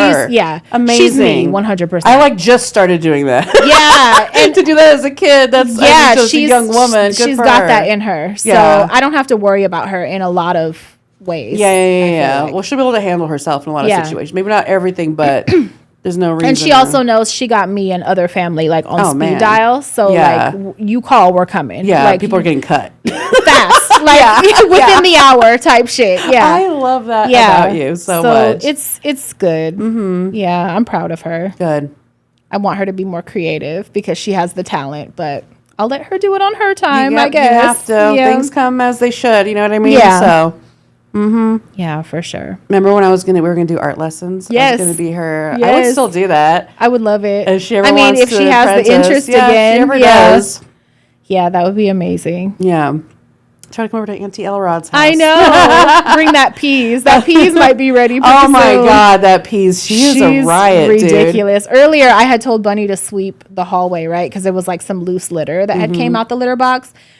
And she comes in, I was like getting ready to leave, and she came over and she was like, Bunny, I told her to sweep that goddamn litter, and she had that fucking phone. And she's like talking hella softly, but she's saying this to me. And I don't give her a reaction because I want her to keep doing it, right? Yeah. So I'm like, and then what? And she's like, and I told her, but she had that goddamn phone and she wasn't doing it. And I kept telling her, and then she finally did it. And I was like, okay, well, as long as she did it, you know? But like, I don't give her no laughter, shock, nothing, because I want her to keep talking like a spicy old lady. Yes. Yeah. She knows not to do it at school. Yeah, she uses all the cuss words properly. Oh, I love it. She knows not to do it at school. Sure. She knows not to do it around other adults. She won't even do it around her dad. Code switching as a toddler. Code switching. Mastered it already. But like around me, we're girls. Like you could say whatever. Dude, the fuck. She's going to be a fast talker. She's just hilarious. You wait. She's going to have the gift of gab. Yes. Just see me convincing people to do hella shit. Watch. And she's hella animated and just like. Which also came from you. Yeah. That was your MO, right? Yeah. Uh-huh. It's funny. She's a good time for sure. That's awesome. Yeah, she's great. Yeah. Being their mom is fun. For sure. You are such a cool mom. Thank you. Yeah. And grandma. And fucking grandma. Yeah, my granddaughter, I think, is on spring break this week, so I need to try to get her. Oh, my gosh. And hang out with her, do some fun stuff. Yeah, that's amazing. Yeah. Good for you. I love to see it. Yeah, it's fun. Well, thank you so much for coming. I love you so much. Can we shout out your friend about this pie or like? Yes, please. What's going on? Well, I want to shout out a few of my friends really quick, just because we all listen to the show. Pages, websites, everything. My girls, Angie, Rhiannon, Dana, Josie. You know, you're all listening to this right now. Okay. They just got all excited. Yeah. Hello, girls. We have like multiple text threads. Like with do you? Like, we have like a web of conversations, and we always talk about the podcast. Like, I we're love all it. Like mega fans. So. I love it. Yeah, that's nice. Thank you for having me, because I got to. Anytime. I'm a super fan, so I know you try to make it like I'm a person or whatever. You are. Are you kidding me? Get out of here. You are. But when you said that earlier, I was so she's dying. The gal. Please, you know it. Knock it off. I'm a fan. We're girls. I'm a fan. We're friends. We're girls. I'm a fan. That song plays in the house, and everybody knows what time it is. What song? The Hello Dysfunction song. Oh, the theme song? Yes. I try to catch him singing it. Because he'll stim out. I think about him hearing an episode in the car about like her dad's dick or He's like, something. oh, they're talking about their dad's dick. Yeah. What is it? The dad's dick show? When I told him I was coming on the show, he's like, you're not going to talk about. I was like, shut up. Like, I didn't even We're not talking about dicks. I was like, not today. No. But I try to catch him stimming on the song that he sings whenever I play the podcast in the studio. He hears it. That's hella He didn't funny. let me though. He's like, it has to be natural. I'm like, come on, just do it. No, he wouldn't. it has to be organic. I'll catch it and I'll send it in. Please. Okay. Well, my friend Angie, she's the one who's in the dinner party group with us. That I love. So she is a master pastry chef. Like, this girl knocks out the most amazing. Like, she makes real Jell-O versions of my lamps and brings them to the dinner parties. To surprise you. Yes. Please stop. No, she's amazing. Oh my God. She just did a cake for her, was it her brother's party yesterday that looked like a giant sushi roll. And when you cut it, it had fruit in there, like the sushi pieces. Oh my, and it was a cake. It was a cake. It was so beautiful. But when I was coming on the show, I hit her up immediately and I was like, we got to make Pat a mermaid marshmallow pie. Oh my God. And so she was like, I didn't even finish the sentence. She was like, yes. Oh my God, thank you. Thank you so much. We tailored it because there's a few recipes out there, but we made sure it was specifically for you. So, and well, with my inspiration in there, of course. But so she did a graham cracker crust that has freeze-dried strawberries and edible glitter in it. It's really pretty crust. Are you kidding me? And the filling, instead, I think usually they use like lime Jell-O or some kind of pudding in there. She did a whipped pistachio pudding. I was hoping you were going to say pistachio. It's pistachio. Oh my God. Yeah, with like some other like cream cheese whipped thing and then the marshmallows on top. The pink, it sounds delicious. Yeah. Do you want to eat some? I mean, I brought... You brought plates? Like, yeah. We have to eat some. Just in case. I think we have to. Can we do like a Patreon, like taste testing real quick?